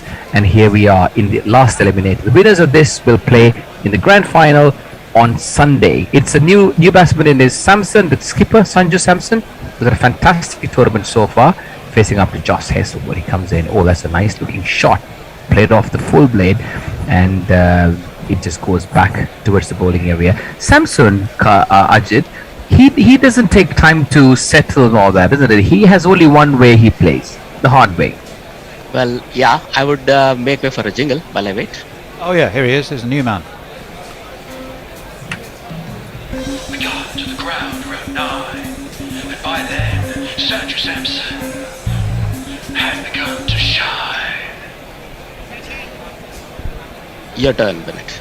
Josh Hazlewood is bowling the 6th over of the innings. He's just picked up a wicket earlier on. This one again, Samson looking very stylish and looks in control, plays it beautifully. A bit of misfield there at the mid-off area. I'm sure it's the skipper there. Fafdupis is the guilty party and gives the batsman chance to sort of go through for a single. And to address your point, yes. To address your point, I think he's pretty much the Glenn Maxwell of the batting lineup for Rajasthan, because he can be a bit mercurial, but he has all the shots and he doesn't need a whole lot of time to get his eye. But do you think that has cost his place in the Indian side or the squads every time they take it? Because, they're looking for the people who've been chart toppers rather than people it's who not get just starts. that. I think he has wasted a couple of opportunities that's come his way. But I have a feeling he's not a done deal as far as the Indian cricket is concerned, and he's going to get a few more opportunities. His time is to just bide and make sure the next opportunity he gets, he seizes. But I mean, he comes across like an IPL great who's not really made his mark. Usually it's the other way around, right? And Indian sort of IPL greats always make it. Here he comes, Hazlewood. This one's over pitched and nicely played. I'm not sure whether he got hold of it, but however, it's going towards the mid-wicket area, and that's a boundary to Butler. Butler moves up to 44, 66 for 1. We're in the 6th over. Tony's not ready for a jingle, but that's fine. No, it's all right. It's all right. We will go on. No look, problem. what happened there? It went off the inside half of the face of the bat, but that can happen because he was going with this full face of the bat. You can see that it went off the inside half. Well, he did turn his wrists on it, but I think he got it much better than he had anticipated. But when you have the power of a Josh Butler, it's always which part of the bat it hits, it doesn't really matter, does it? The end result is going to be the same. Indeed, the momentum he brings to the shot. Hazlewood comes in. This one's a better ball and trying to sort of vary his pace there, but played towards the mid-on area, and the batsman go through for an easy single. So in the 6th over here, and going back to the conversation about Samson, Ajit, it's such a shame that usually you find players like Ravichandran Ashwin, Suresh Raina, Ajay Jadeja, all of these guys really made it big after eye-catching performance in the IPL. But this guy, yes. I thought he was going to walk into the Indian side. Look at Umran Malik. Absolutely. From nowhere. You're right. But I think he got a few chances based on his performances in the last couple of seasons. But then, as I said, he couldn't convert it. But I think he's going to come again. I hope he's does so for the sake of cricket. He's such a lovely batsman to watch, and this one's again stylishly played by Samson. Looks in control. He looks so much in control, isn't it? When he bats, it's like he's got all the time in the world. He's right on top of the ball. Looks so assured, and certainly we need more from him today. Over to you, Miss. So Jay says, I was going to mention the Rubicon reference, but after my more or less fuck up, I'm more like one of Hannibal's elephants, no leg left to stand on. Maybe one for Tony, that. Ravi asks, is this the highest scoring power play of the tournament? I said, I looked it up, no. Punjab got 83 for 1 against RCB. So that, which was, I think Johnny Bairstow was involved in that one, as I recall. But it's pretty convincing, given the score that they're up against. It does kill it as a contest to a very large extent because it takes so much pressure off. and we're up to date on tweets, and we've got one more over before we change around. So we go back to the 7th over. The required run rate has dropped from about 8 to 6.5, and current run rate's actually around 12. Go on. Yeah. Let me put it the other way. Unless something miraculous can happen, they need 3 wickets in the next 2 to 3 over period. Otherwise, this is sunk. If they get to 10 overs, scoring even at a slightly lower rate but not losing any wickets, let's say 88, 89, even 90, for 1, the game is done, isn't it? Yes, yes. But the glorious uncertainties of cricket can always prevail, isn't it? We've seen it all before, and I'm going to keep you guys on your toes until the end of the game. Harsha Patel, the speed, the merchant, the varying merchant he is, who has all kinds of tricks up his sleeve. He's got the slow ball, he's got the one that bounces awkwardly, and he is indeed another bowler who's just come out so beautifully from the IPL system. I love his variations. He's so deceptive, isn't he? He's got something that comes out of the back of his hand and then varying Maybe pace. we should let Tony Jingle before the next one. He's not ready, Ajit. He's not ready. Yeah, let's make him. He will do it when he's ready. Come on, Harsha Patel. Let's get a wicket now. He bowls it over pitch, slower delivery, and goes on to the mid-wicket area, and the batsmen go through for a quick single. What do you think of Harsha Patel, Ajit? Much evolved bowler. So look, he started out as a guy who could bowl fast, but then he's evolved into a beautiful finisher. So over the last 3 seasons or so, he had played for many teams across IPL. I think he had one other stint with RCB before he came back to them, but this time you see the difference. He's such a good finisher. He's elevated himself into Indian ranks and actually has played T20s for India. Wonderful finisher. Indeed. Here he and is. I love Harshal Patel.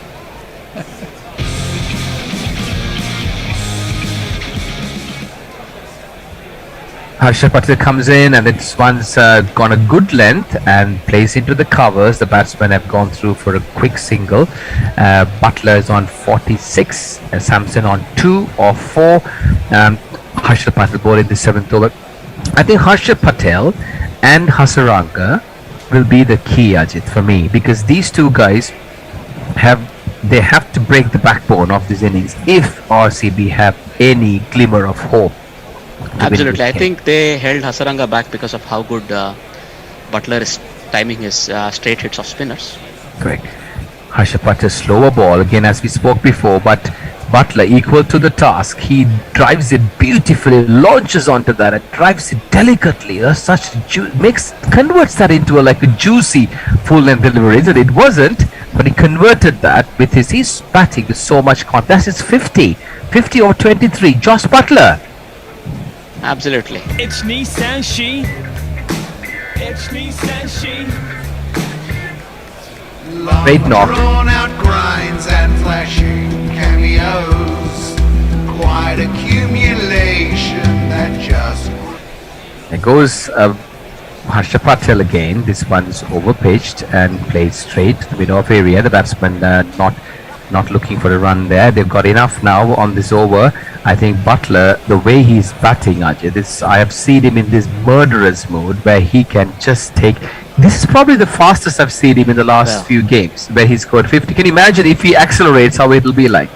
I think he's already killed the game, but if he accelerates, it'll be a quick mercy, as they say. We don't want that. We want the cricket lovers to enjoy this great game, isn't it? It's supposed to be an eliminator for a reason. From your mouth to the ears of the sponsors, but it's more of a Terminator with Joss involved. Harsha Patel again. There's nothing that this man can do wrong, including his catching on the boundary line, on the leg stump, tickles it away, and teasingly past the agonizing outstretched hands of Mohammad Siraj at the fine leg area, and that is a boundary to end the over, Tony.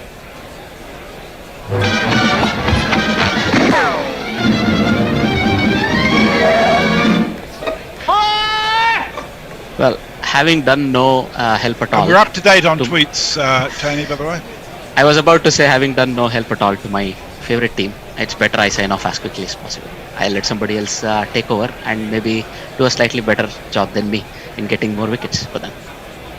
Thank you, Ajay. I think you're absolutely right, though, that this is simply going to be a matter of reading the last rites to a game that is very much on its way towards extinction. Change of bowling though.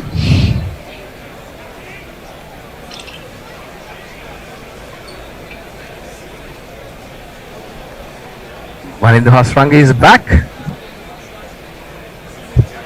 Indeed. Bennett, did I hear that you're also in South Wales? Yes, But don't look back, Hasranga. I heard you. I am indeed, Josh. We haven't met before, have we? Are you from these parts as well? I am indeed. Hasranga in over the wicket and is just played forward solidly with a gentle push by Sanju Samson out into the offside, no run. Yes, I'm joining you from Cardiff.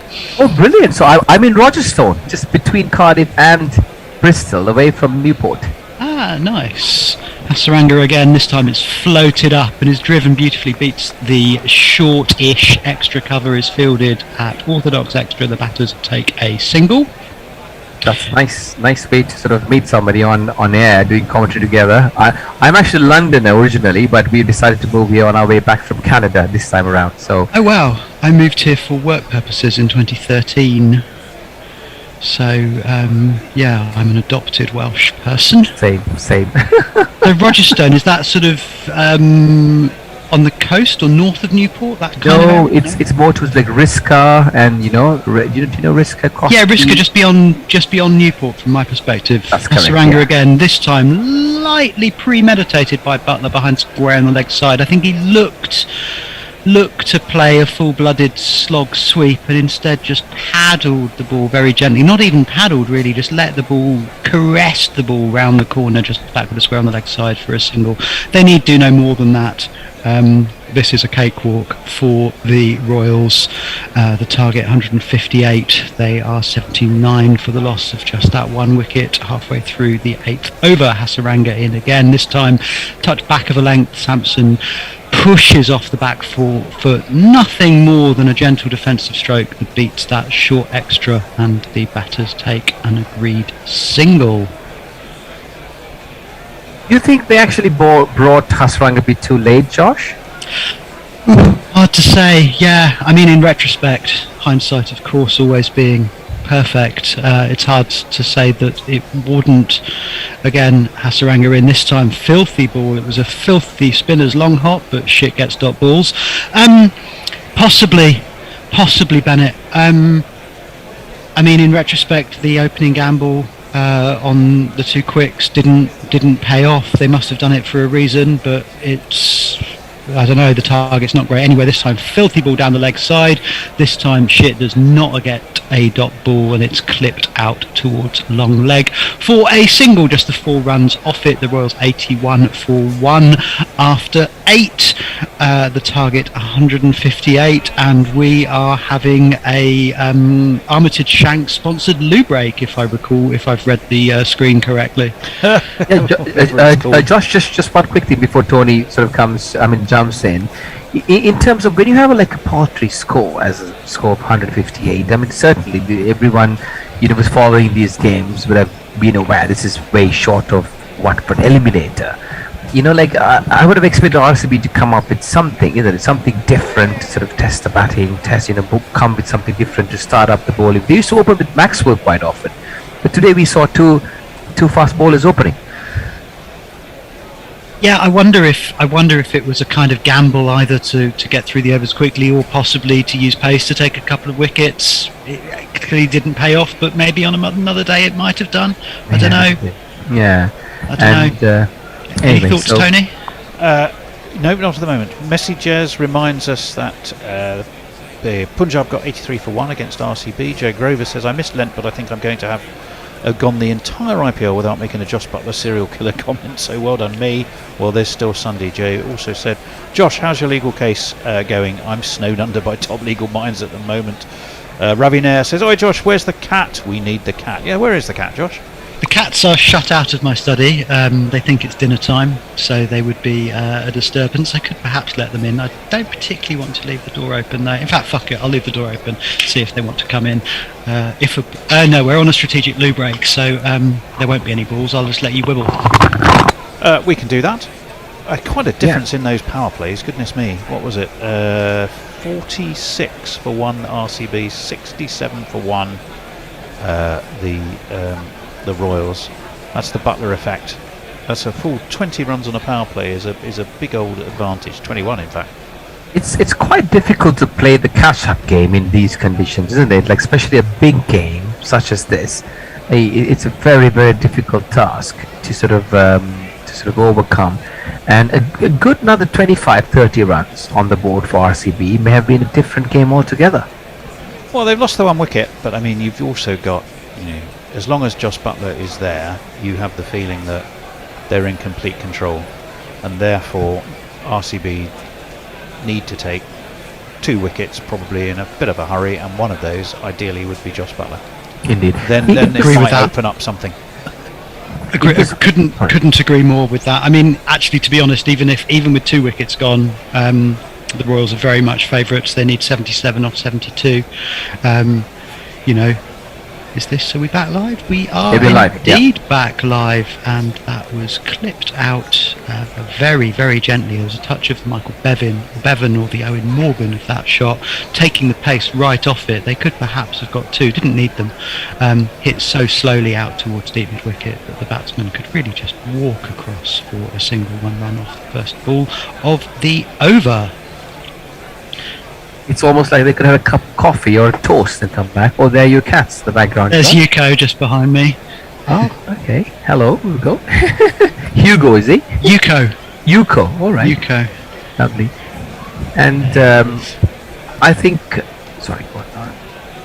No, go on this time. Left arm round. This time Butler Sampson takes him on, comes down the wicket and absolutely clobbers Shabazz back over his head for 6 runs.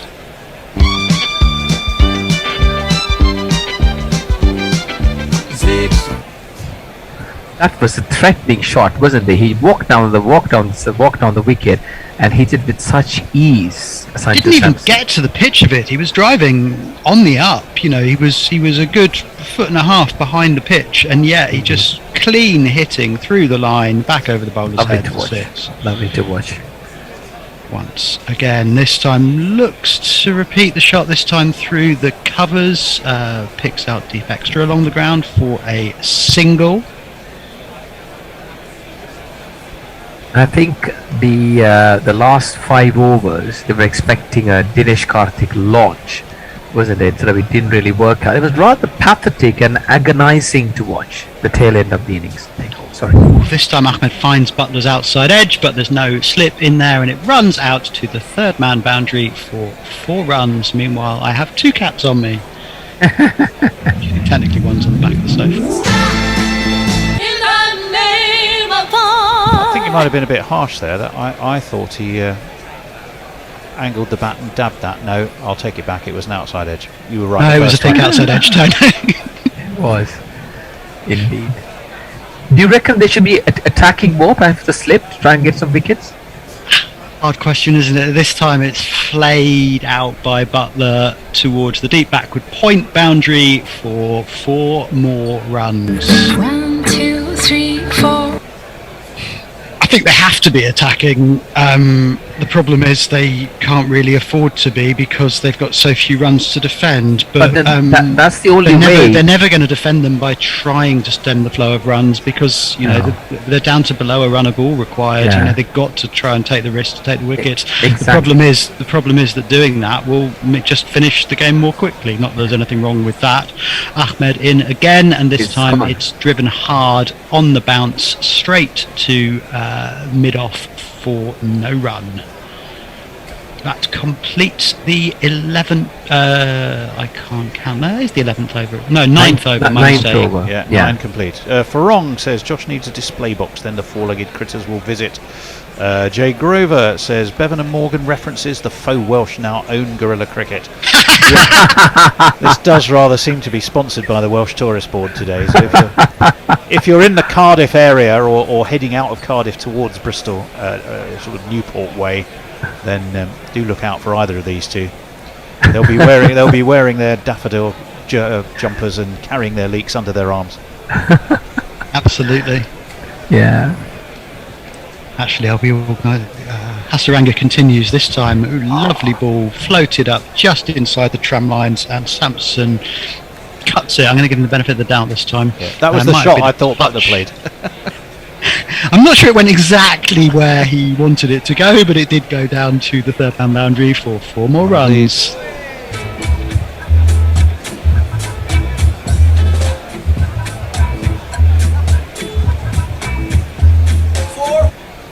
Nice movement back into him from Hasaranga. Not quite in control of the shot, but safe. And I think at this stage, they're moving. Sorry. Don't worry. Hasaranga again played this time defensively off the front foot, back to the bowler. No run. And it seems that they're sort of slowly breaking away, aren't they, Rajasthan Royals? This is a very, very important part of the game, but I think RCB losing the battle here. Absolutely, Hasaranga in this time again offside-ish, and it's firmly cut straight to the orthodox backward point. No run. Yeah, they just put that man there because that's twice. Butler's got away with one. Sampson just played one on purpose, and I think that's just Hazelwood they put in there. Absolutely, it's nice positioning. It's run saving, but who can also take the catches that do so often come up in one-day cricket. This time it's pushed out towards deep cover point for an agreed single. The run rate still well above 10 and a half or so they're running at, and yeah, well below a runner ball needed. Just a quick observation, sorry. I mean, the last 2 balls, if you notice, Hasaranga is bowling square up. He's changing his action a bit to bowl lower. This one's come right up. back over this time, isn't he? Yeah. I think he's just looking for that variation to bring out some magic. It's worked out, and the batters again take an agreed single, walk an agreed single. It's not even a canter that they're going at. But they don't need to take any risks. They need 55 off 61. It would take some kind of magic or catastrophe to turn this into a meaningful contest at this stage. Hasaranga in to completely over.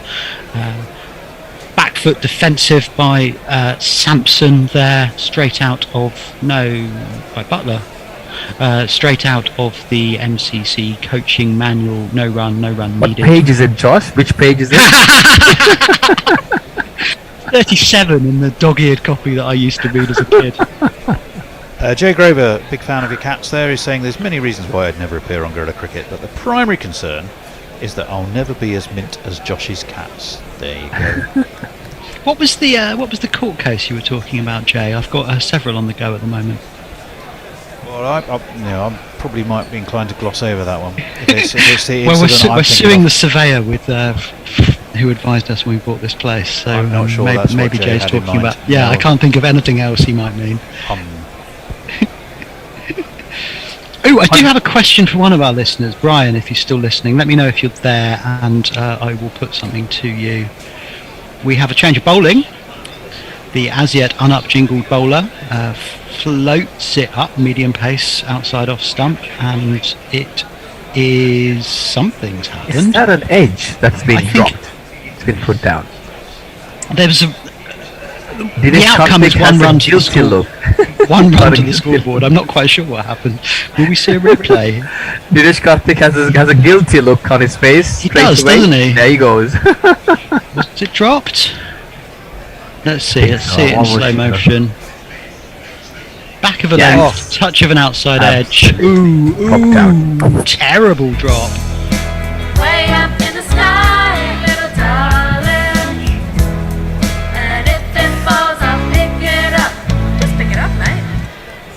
And this time, Sampson plays a defensive stroke that is certainly not out of any coaching manual. His weight is equally spread between front and back foot, neither of which has moved, and he just skews the ball out to short extra for no run.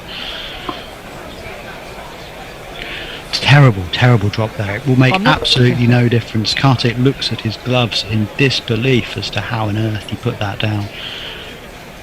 This time again, that wide-ish ball heading towards the tram lines. Swing and a miss from Sampson, taken by Kartik. No run. I just like this boy, Josh, the way he bowls Harshal Patel. He's so intelligent, isn't he? The way he I watched a few games ago when he bowled a 19th or 20th over for just 2 runs or 3 runs. It was just unbelievable how I've not seen him before, but he's great to watch. Sorry, Bennett, cut you off there.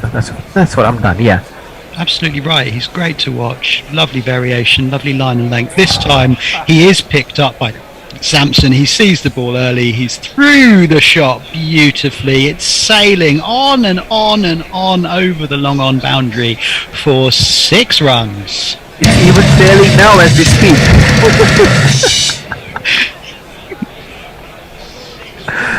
Oh dear. The thumbs up from Tony to confirm that the jingle over which we've yabbered has come to an end. Absolutely beautiful shot. Wasn't a bad delivery actually. Just touch back of a length. Sampson had the patience to watch it into the middle of the bat, and it sailed up 30-40 rows back into the stands. It's gone a long way. But no, Bennett, I completely agree with you. He's got the variation, takes the pace off the ball.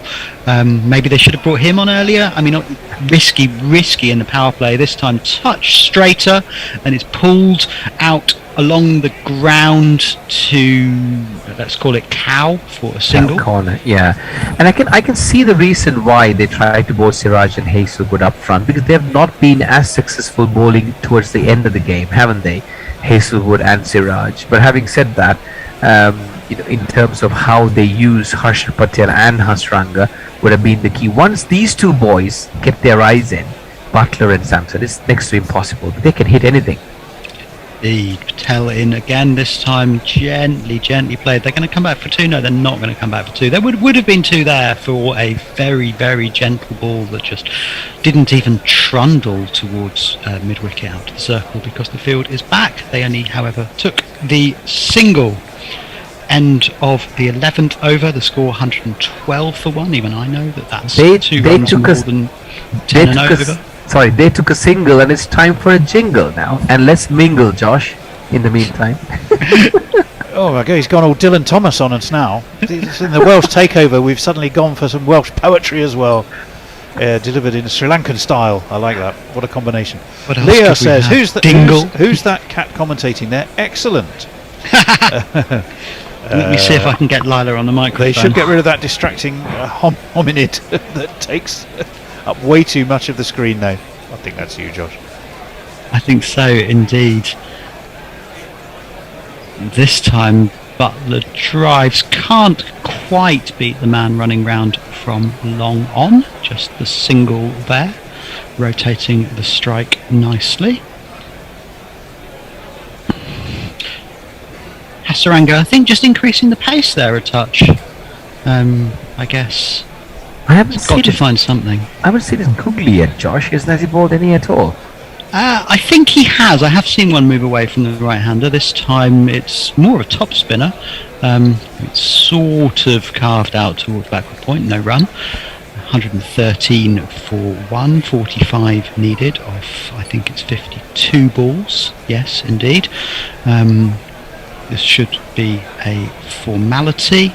The only question is how many balls there will be remaining. This time, orthodox forward defensive, long way down the foot by Sanju Sampson, a long way down the track with his front foot by Sanju Sampson. Kind of the way you're often taught as a kid to play spin, really getting to the pitch of the ball, almost smothering the spin with those soft hands. Hasaranga again this time, and he's stumped. He's come down the wicket. He's had a big swing, an even bigger miss, and Kartik takes the bails off very neatly. Sampson hasn't even begun to turn round to try and make good his ground, so quickly and efficiently had Kartik taken off for Bales. Second wicket, too little, too late, and that's the googly. That is the googly. Indeed. And I think he was deceived off the wicket there. Is there a twist to the tail, Josh? No.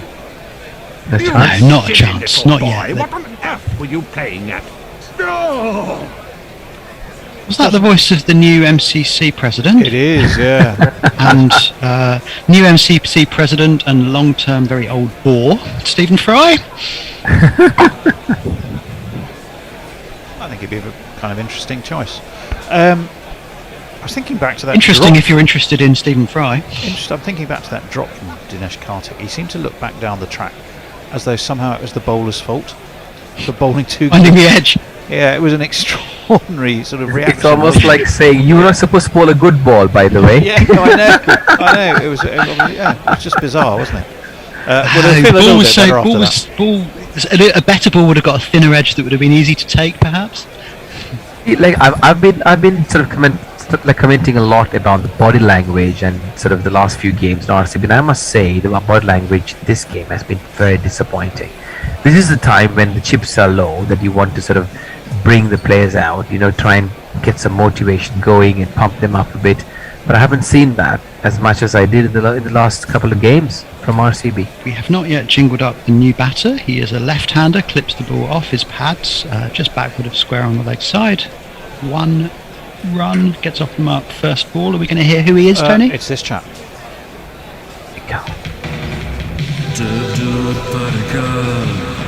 His work is seminal in the realm of abstract thought. You'll never see him overwrought.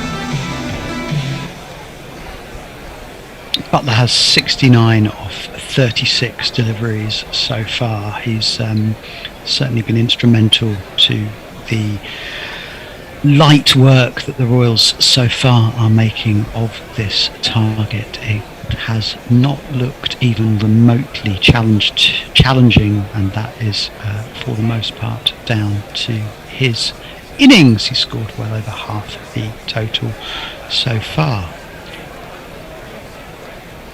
As we just see the replay of the stumping.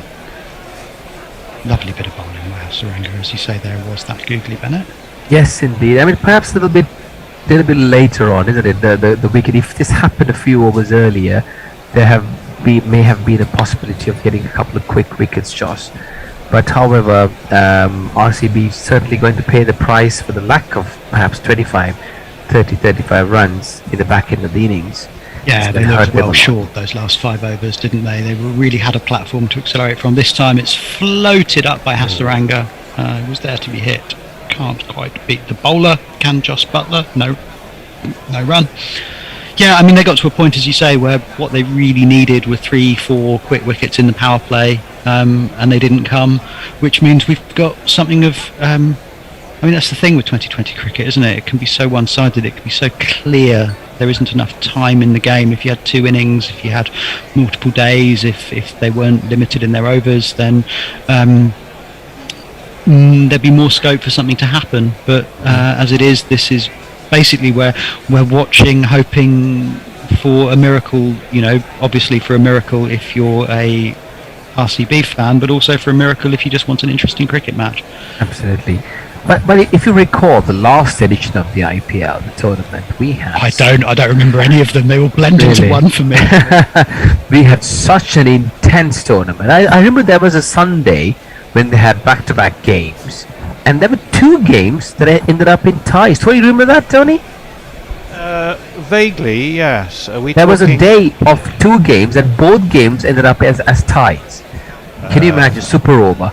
I remember the Knight Riders nearly throwing away a game that they'd won, and then suddenly wickets just tumbled all over the place. Exactly. I remember us covering that one. That was probably the one that sticks most in my mind. In this edition, I haven't seen that much of intensity, especially a game such as today. I would have expected, for the sake of cricket, for it to be a little bit more intense. Hazelwood back on beats Padikal. Please correct my pronunciation if that's not... I don't know where. Yeah, Padikal. Swing and a miss. Not a full-blooded swing. It's taken by Dinesh Karthik. No run. 114 for 2. I don't think there's any interest to be found in the remaining of this game. 44 needed off 47 balls. It should be relatively plain sailing, as this time Paddy Carr guides the ball out to third man for a single, bringing Joss Butler back on strike. It's like an agonizing pain, isn't it? It's like killing you softly kind of thing, you know, in the song. Have you got that jingle, by the way, killing you softly? No, Tony, you haven't. Roberta Flack. If not, then Bennett, you're going to have to sing it. That's the forfeit for mentioning it. Can you remember what film it was played in? I don't know. Play Misty for me, wasn't it? Sorry. Yeah. Hazelwood in to Butler over the wicket. Weird shot by Butler. He's sort of playing on the back foot with his back coming down sort of straight, and then it's like he tries to flick, almost like he's got a dustpan and brush, trying to flick the ball out into the offside. Misses it completely. Hazelwood is distraught that he's not found the edge. Why Butler, what he was trying to do with that, I have no idea. That is the kind of area where Butler has struggled, hasn't he? I've seen him edge in the last game around that area. Sorry. Clipped this time off his pads out towards mid-wicket for a single. Just 2 off the over so far. That was the first ball, Josh, where anyone got it in this game, got it in that area, and if they had done their homework right, they would have seen Josh Butler getting out a few times in that area, in that corridor of uncertainty. But unfortunately, RCB failed to exploit that weakness from Butler, and perhaps someone may have whispered something into Josh Hazelwood's ears. The two Joshes acting together here, and Josh on this commentary as well. Josh Hazelwood, Josh Butler, Josh Robbins. Oh my word! Yeah, whereas Butler's got 1 S and 2 T's. I've got 1 S and 2 S's if you count the surname, and several O's. I have the misfortune of being an anagram of Boris Johnson, which is particularly unpleasant at these times. Tony, do our Twitter audience have anything to say? Hazelwood in this time is cut hard just in front of square, if you can cut in front of square, by Paddy Carr, out towards cover, left-handed. The batters take a single. Plenty to say, but I'll wait to the end of the over. He's got a long enough run up, we could probably get through some between balls. But AD Bryan, 15, brackets legacy fan, says, have RCB made an arse of it again? Not yet, but most likely. Jay Grover says, historical legal proceedings to me are just a dartboard, but I think I'm fairly copacetic about the Mo. Boy, do I miss Burbage and Winston Green. Went straight over my head, as do so many of Jay's tweets. This time Butler just prods Hazelwood out into the offside behind square. It's fielded by back point, no run. The required rate is creeping slowly up towards the runner ball. Still nothing that will pose problems. And we've got time for a Woodstock timeout as well. Another one? Yeah, so Jay Grover says, well, they're probably thinking this is going to finish, not going to go the 20, so they need to get him in, don't they?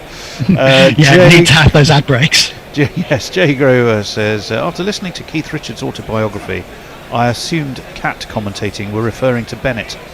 That's quite funny. Stuff not to engage with Andy and Apple Computers, Josh on Stephen Fry. Leah says, I would ask DK to make me a baby if I had a uterus. Alas, I haven't, so I'll have to settle for asking to just get wild. Ooh, okay. Brian001 is sent us sort of a panoramic sweep of Wantage Road, where he is in place to watch Northampton tonight. Is it the Steelbacks, Northampton? I might be, I'm not sure, I think it is. However, he's not impressed by the price of the drinks, still recovering from £3.50 for a Coke and £5.50 for a pint. Why would you waste your money on Coke? Ravi Nair says, so you've banned the bear from the studio and still managed to make this a bear game. And yes, Bennett, there were 2 super overs in a day last season. 3, in fact, because one of the super overs was tied. Yes, it was. Yes, it was. Yes, it was. Messi Jess, I'm still getting over learning that the cheapest seats for day 1 at the Lord's Test are £110. and that's before you pay outrageous refreshment prices. I know you don't pay outrageous refreshment prices at Lord's. Lordds being the only civilised ground where they encourage you to bring your own booze. Yeah, they do. Unlike the Oval, which tips it away, I now learnt, which is all a bit of a shame. I mean, I've smuggled plenty of booze into the Oval, but at least at Lord's, it's actually they provide a very reasonable limit. It's something like 4 cans or a bottle of wine per person. What's your secret then for smuggling into Lord's? To the Oval. Often just having a bottle at the bottom of a shoulder bag on its side, a nice slim bottle of Riesling or something will get in without anyone noticing. And then there's the old trick of pouring away a quarter of a carton of tomato juice or bottle of tonic and topping it up with vodka or gin as required. So basically you go on with a sort of pre-mixed Bloody Mary that looks like tomato juice. Exactly. So you take a carton of orange juice, which they'll never actually open to check the seal, or a premixed G&T is always a good way of doing it. And pretend it's water. No, just take a bottle of tonic water, but before you've gone, you take the top of the bottle, throw away a quarter of it, and put gin in the bottle. Yeah, folks, I'm sorry to... actually, we're due to change here, aren't we? But yeah, we've got to change. Thank you, Josh. It's nice to see you, Tony. Thank you, guys, and enjoy the evening. Thank you, listeners, for having me. Glenn Maxwell's going to continue. And it's driven straight back down the track. There is no run on this occasion. He's got a smile on his face. 117 for 2. The Royals, they seem to be in pretty decent order. I need to... I think we're all right on there. Up to a run a ball. The way things are looking. Oh, yes, indeed. Messers is back with us to take over all social duties. Still awake, Jeremy? Yeah, it's only 1 o'clock or something like that. He never sleeps. Of course, you're in Perth rather than further east. We were saying earlier on before we went on air that he was only 21 when this IPL started. look at the state of the man now. 118 for 2. Yuko was still a kitten when this 40. IPL started. Well, if you want to offer something to the RCB as we wait for Maxwell, drops out on a little bit short. Worked away towards mid-wicket by Josh Butler. He'll get a single, which is easy enough. They were trailing. The Royals had less runs to make than balls to get them in. That's now just been dragged back marginally to exactly a runnable. 39 runs is what is needed off 39 deliveries. They were earning their sponsorship revenue. Straightforward. Yes. Yeah, I wonder if Josh gets a message in his ear going, just slow it down, son. Slow it down a touch. Yeah, absolutely. On to the back foot this. Guided away to mid-wicket by Paddy Carl. There will just be another single which they jog so easily. 120 for 2. It's the cricketing equivalent of the breakaway cycling stage winner zipping up his maillot to show the sponsor's logo on the front of the shirt as he crosses the line. This time it's the Royals being told to slow the fuck down. This is slapped away towards extra cover. There is a man down there. I think it's Mohamed Siraj. They'll take 2. They'll have to hurry. They do fine. Josh Butler looks a tad weary. Well, as we all are. It has been a long IPL. But he's had a very good one. We've only done 1 a week. Let's face it. Yeah, but how many weeks? Oh God, yeah, I know, but people have been commentating every Maxwell night. into Butler. This one short and wide and cut by Butler, but cut straight to short extra where it is fielded. And there is no run on this occasion. Still a runner ball. Still 36 now. 36 runs, 36 balls in which to get them. None for 10. Off his 2 overs, it's 122 for 2. Messers. So Jay says, "Chips, Bennett, top lad." Yeah, you did a long session there, Bennett. I think 15 overs of the first innings straight, and then the first 13 of the second innings. So that's pretty good going. Thank you for that. Jay says, "I don't think I've ever been more insulted, humbled, and humiliated by Tony saying, 'Well, that was quite funny,' in his best manner." That's a tad hard. You're such a sensitive flower, Jay. Yeah, very much so. Very much so. Well, we seem to be having a long old. Tony has standards, and Jay, you've met them. Well, that's good. I'd take that as a compliment, to be honest. Yeah. There was a lot not said in what Jay just said. 157 for each, remember, is what the RCBs made. Only something like 46 for one off the power play. The Royals went off considerably quicker clip. They got themselves to 67 for one. They are now 123 for two. The men out for the Royals were Yashovsky Jaiswal, who was caught by Virat Kohli off the bowling of Josh Hazlewood, and Sanju Samson, a fairly breezy 23 off 21, but he was stumped coming down the track to Hasaranga de Silva, and the bails were whipped off. Was it Butler that was dropped? It was Butler that was dropped. Butler was dropped by Kartik. Who then had the temerity to look back down the track at the bowler as if somehow it was the bowler's fault that it was Kartik had dropped the catch, which was extraordinary, I have to say. As if he said, no, I signalled to bowl that one second ball of the over, not third. Well, yeah, could have been that. Messers, have we got anyone on YouTube? Yeah, Leah has come up with something I would have expected from Ravi, actually. A hint for smuggling. What would you expect from Ravi? She said you can also mix gunpowder tea brewed for about 6 hours, 1-to-1 with vodka. No one will smell the booze over the tea. Well, Ravi had some interesting experiences with vodka when he was in England about 5 years ago at Gorilla Towers, as you may recall. Oh, as we remember only too well. I've been told of these stories. I've had a few drunken occasions with Ravi in person. Are we missing an over pleasurable. here? Have they suddenly changed channel on us? I think aren't we in the middle of an Armitage Shanks strategic piss break? But they already had one. Yeah, I've got a nasty feeling. 124 for 2. I'm getting no feed 34 too. I or suspect 33. they've lost the feed. No source selected. It says bottom left-hand corner for me. Okay, I'm at 124 for 2 on 14.3 overs. Yeah, we've missed half an over. So Padikal's just hit it out to cover for a single. So they need 33 runs off 32 balls remaining. We've had. Are we seeing a picture of Virat Kohli? I'm seeing Virat Kohli here. Yeah, I'm seeing that too, Tony. Chatting away You're on the wrong channel. Yeah, talk amongst yourselves, chaps. I'll go and experiment. Excellent, you do that, and we will. I'll keep commentating on the feed I'm getting, which is about absolutely one behind you. 125 for 2 after 4, so we've had 3 runs off the first 4 balls of this 15th over. Yes, and the fifth ball goes through outside the off stump. Butler tries to play it, misses, goes straight through to Kartik, who takes the ball cleanly, and nobody seems very excited about it. They need 33 off 31 balls. Are you reading this from Crick Info, Jeremy? No, I'm doing. I've got a feed, but it's usually about 2 balls behind what you get. Okay.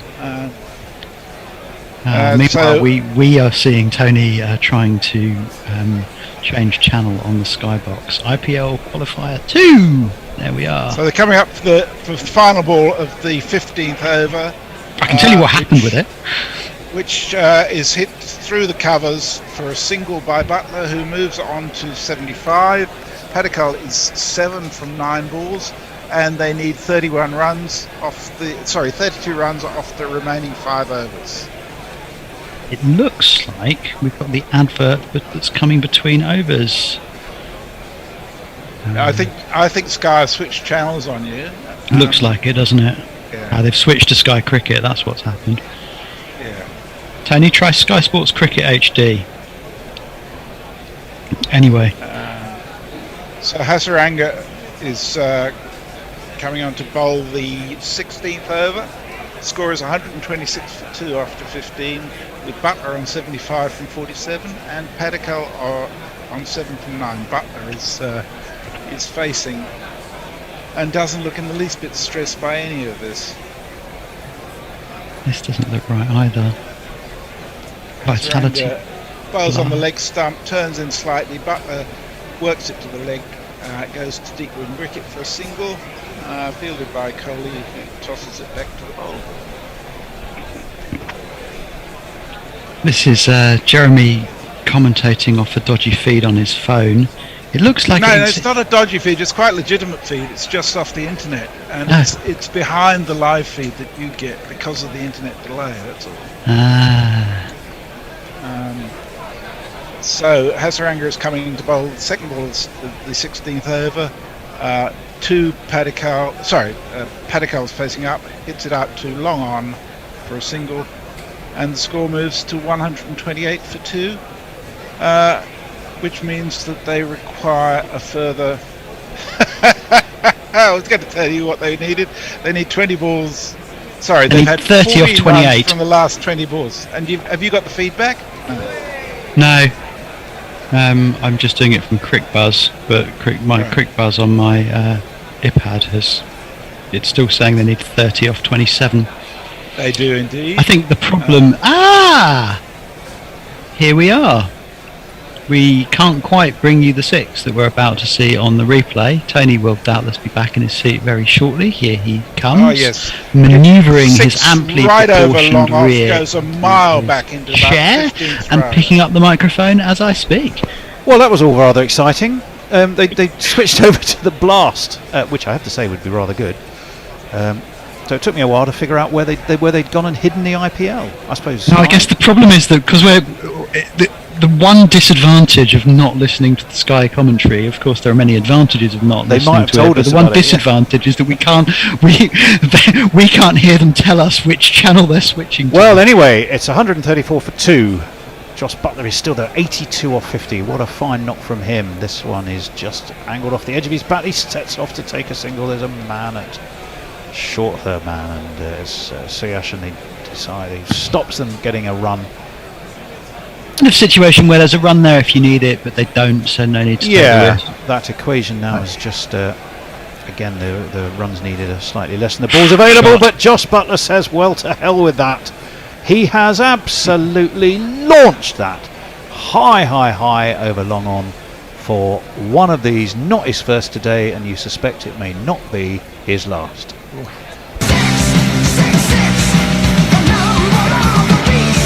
Poor old Hasaranga, he got absolutely mullered there. It was right in Butler's arc, and he dismissively just smashed it away over long on. Although there was a lot of power in that, and some quite good footwork as well. A lot of bottom hand. A lot, as you rightly say, bottom hand. So, we're now commentating on the right game, on the right channel, after a few, it's 140 for 2, 16 overs have been completed, only 18 are needed off 24. Messers, have you got time to squeeze in a couple of quick messages? Jay Grover's been multitasking. He said, I've listened to the BBC IPL commentary, and people have been fomenting rebellion about the tactical timeouts. Simon Mann in particular is about to lose his shit. And he says, didn't Roger suggest packing booze into wine freeze bags, wrapping them up in tinfoil, and then pretending they were sandwiches? Yep, I think that was. I do remember this conversation, particularly about the Oval. The other thing you can do is you can just hide the cans under your. You can basically take things that look like coolant but are actually alcohol.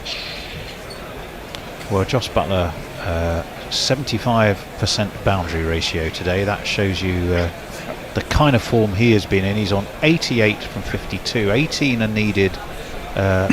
So touch and go maybe, whether he will get to that 100.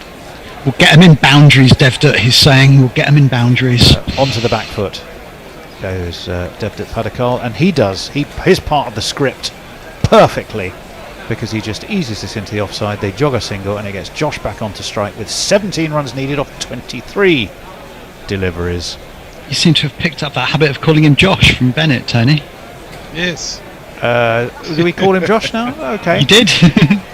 Well, anyway. The man from Taunton's finest. Seen in Lancashire, of course. He does play for Lancashire, but seen there as often as Bigfoot, I think, these days. But I'll always think of him as the man from Somerset. Is he from Taunton? Yes, he is. He is indeed. 31 I years thought old he was more now. rural for some reason.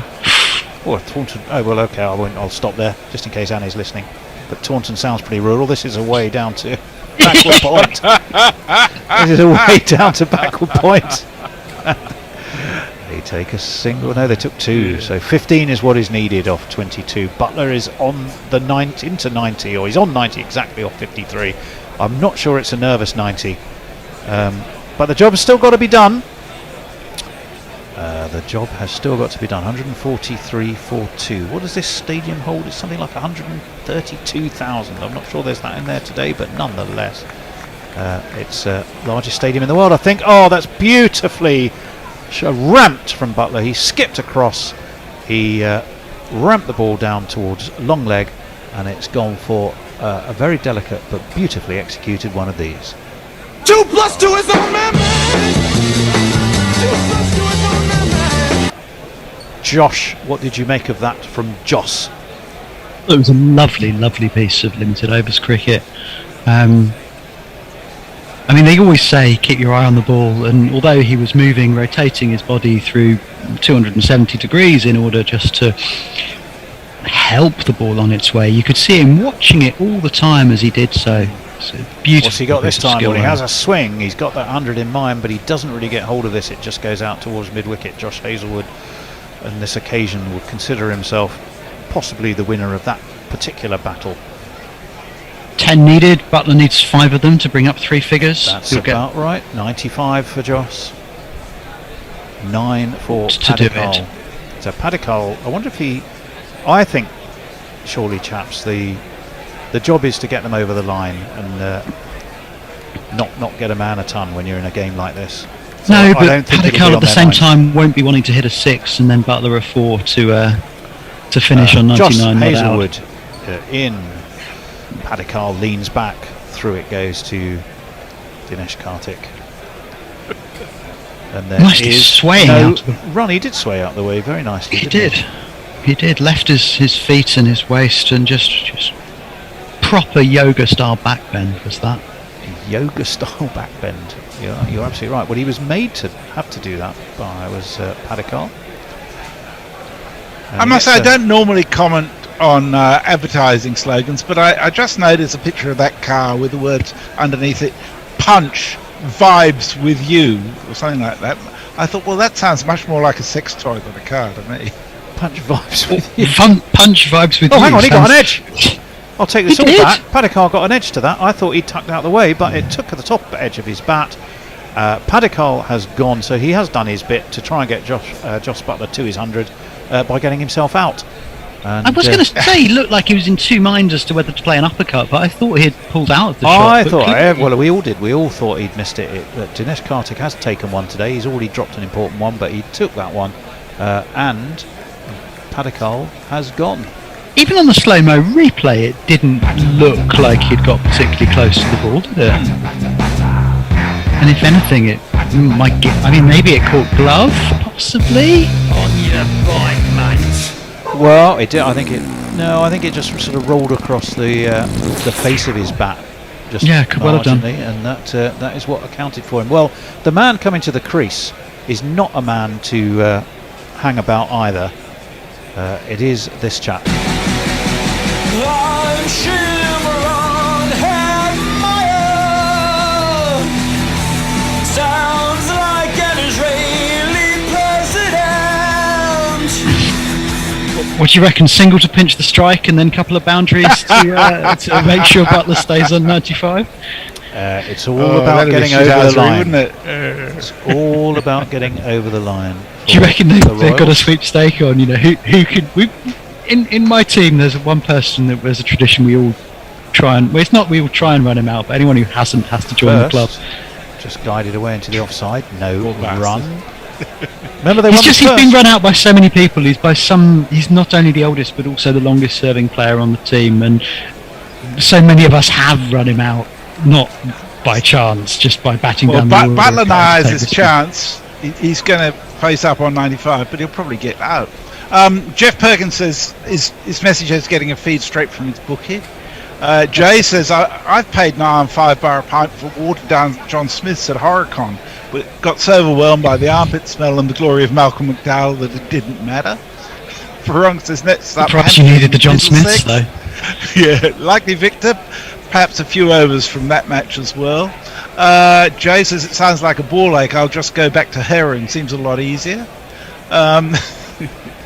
Leah says, well, alcohol can be a coolant. Just think of the MiG-25 that carried a ton of ethanol to cool its radar array and was called the Flying Bar as a result. Maxwell back into the attack to Butler. Butler is just working this away towards square leg, and then will get himself just a single, actually towards mid-wicket. Then Maxwell's applauding a sign in the crowd that was RIP for the magnificent Shane Warne. Maxwell has his hands raised in warm applause for that. We miss you warning, I think it said. Yeah, it did indeed. Shimron Hetwire, obviously he's taken his helmet off to display his beautiful, I'm not quite sure, cerise top. Lots of pink shirts there. Well, there would be. The Indeed. Royals are looking in good order. They want to add to that one title they have, 2008. Remember the very first one, inaugural winners. Been in the playoffs. No, I don't remember. As I say, they all blend into one. Been in the playoffs 3 times, 2013, 15 and 18. They were banned for 2 years, but they've got a chance to get themselves back into the final. Maxwell's coming around the wicket to Hetmyer, who just flicks it off his toes down towards long leg. They take an easy single. He's got the message. Butler on to strike. He's on 96. He's 1 shot away. To quote the Rolling Stones, just a shot away. 8 runs is what is needed. 16 balls to get him. It's academic, but boy, is he going to try and get those in 1 shot. Messrs, surely he is. 8 in 1 shot, Tony. Saying, give me shelter. Well, sorry, no, he's 4 in 1 shot. No, he's not. He's playing it very sensibly. He looks a bit frustrated. Maxwell forced him onto the back foot. He steered it towards mid-wicket, took the single. So 150 is up, 151 indeed for 3.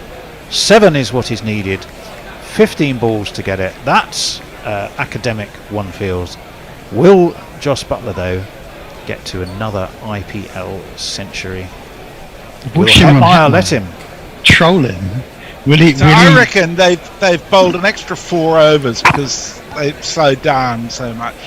4 overs on Indian television audience of, I don't know, whatever, you're going to get 500 million people. In comes Maxwell. That's a lot of revenue, isn't punched it? by Hetmyer towards mid-on, gets a single. Butler back on strike. Now it is a shot away. Thank you, Mick Jagger. It is just a shot away.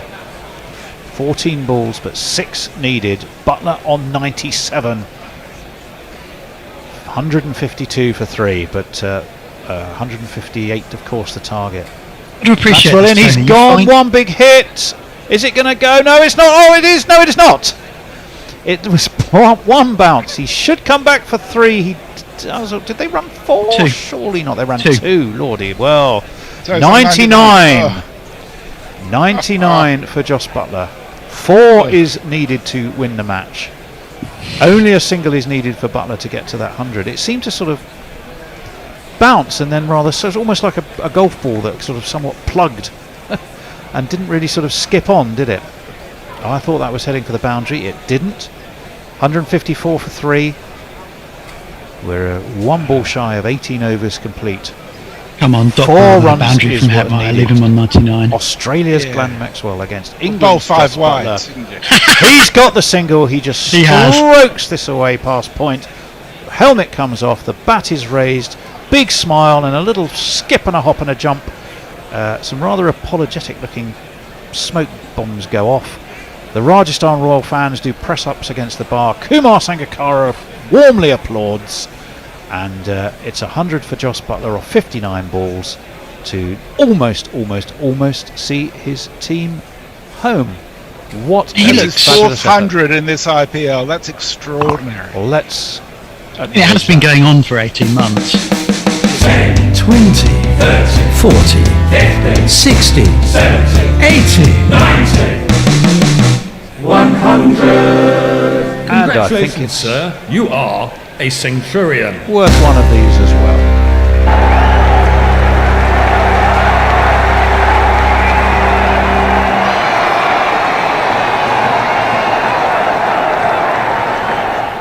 Which is actually marked as standing ovation, or to me it rather sounds like a high wind.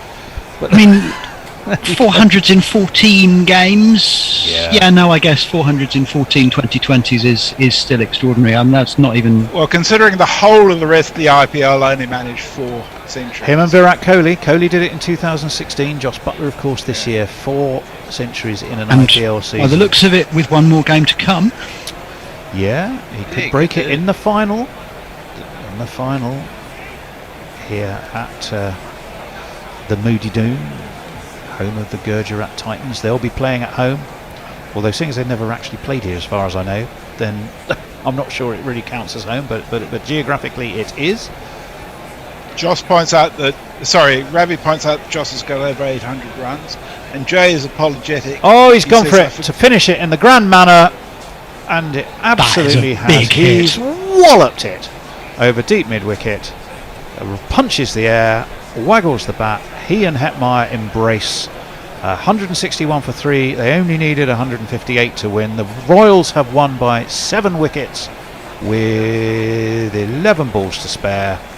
And, well, it was never really in doubt, gentlemen, was it? No. The only thing in doubt was whether we were going to see it, as I tried to figure out what channel we were supposed to be on. But the actual cricket never seemed to be in any doubt at all. No, I mean that was well and truly. You can take the bear out of Sydenham, but you can't take the bear game out of the IPL.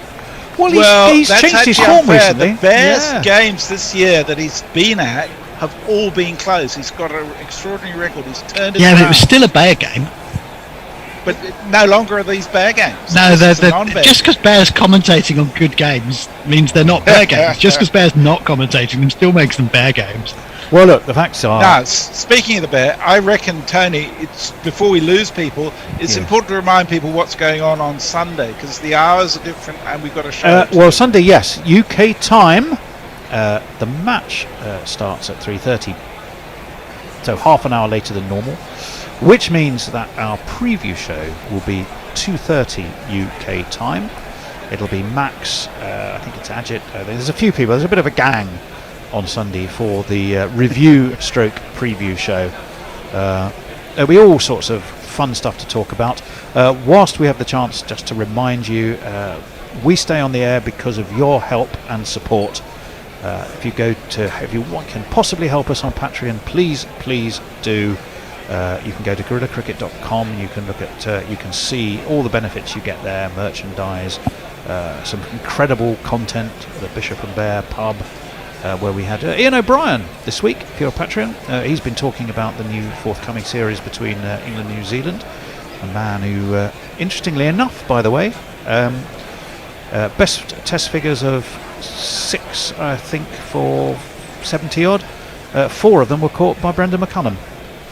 So he was fun to chat to, and all kinds of things there. So do please help us on Patreon. Today, though, has been very much about the Rajasthan Royals, who have turned this into a cakewalk, and the poor old RCBs are the bridesmaids again, and left not even quite at the altar. They have sadly gone.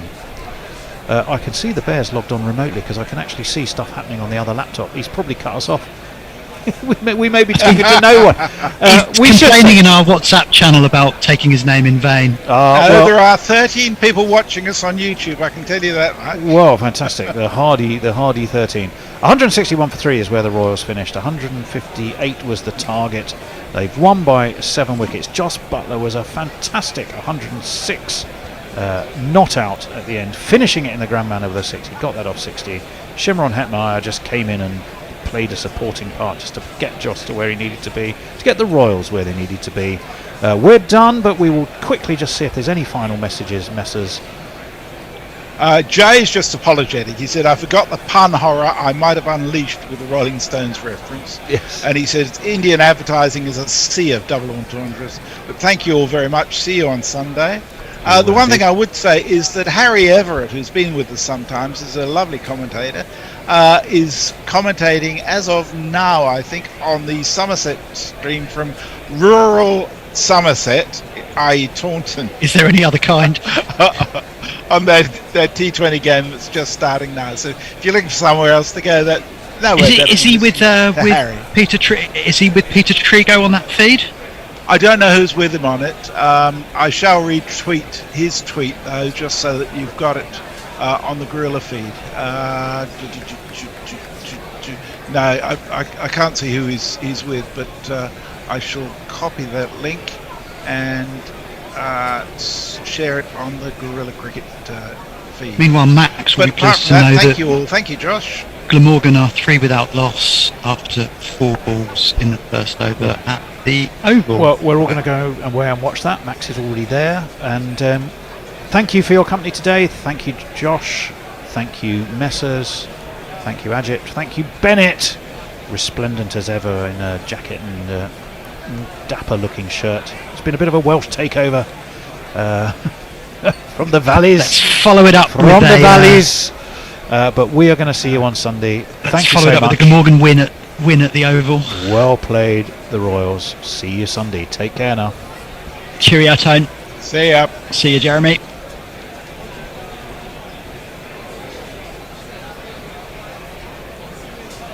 Guerrilla cricket. Whoa. Guerrilla cricket. Whoa.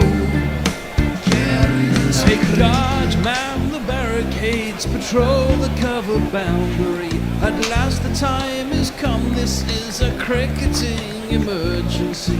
Hear this call to arms for every cricket revolutionary. Take up your bats and stumps for the test match insurgency. At first they tried to silence us, but we would not be silenced.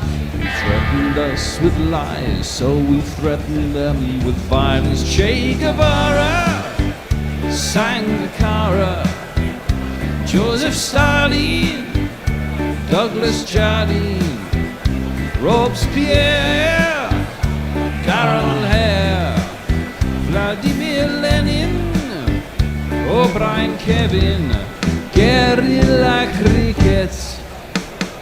It's not about the winning, it's about how many rules you break. Even in cricket commentary, this is the best advice to take. Pick guerrilla cricket, it's the finest choice you'll ever make. There's so much more to cricket than rev counters and a slice of cake. But first they tried to sanitize us and clean up our act.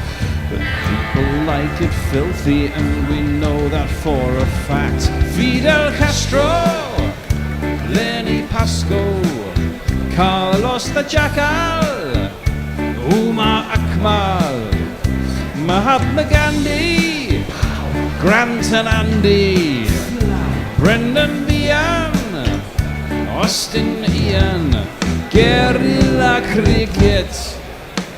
Stick with us, cause you know we're not the kind of thing that you see on the TV and the radio. So vive la revolution. First they tried to buy us, but we would not be bought. Okay, we were, but then we ran away, and we will not be caught. Would not give up the ghost when they left us all for dead. They decapitated us, but we just grew another head. Chairman Mao, Jamie Howe, Ho Chi Minh, Asif Din, Václav Havel, Graham Saville, No Surrender, Percy Fender, Che Guevara, Sangakkara.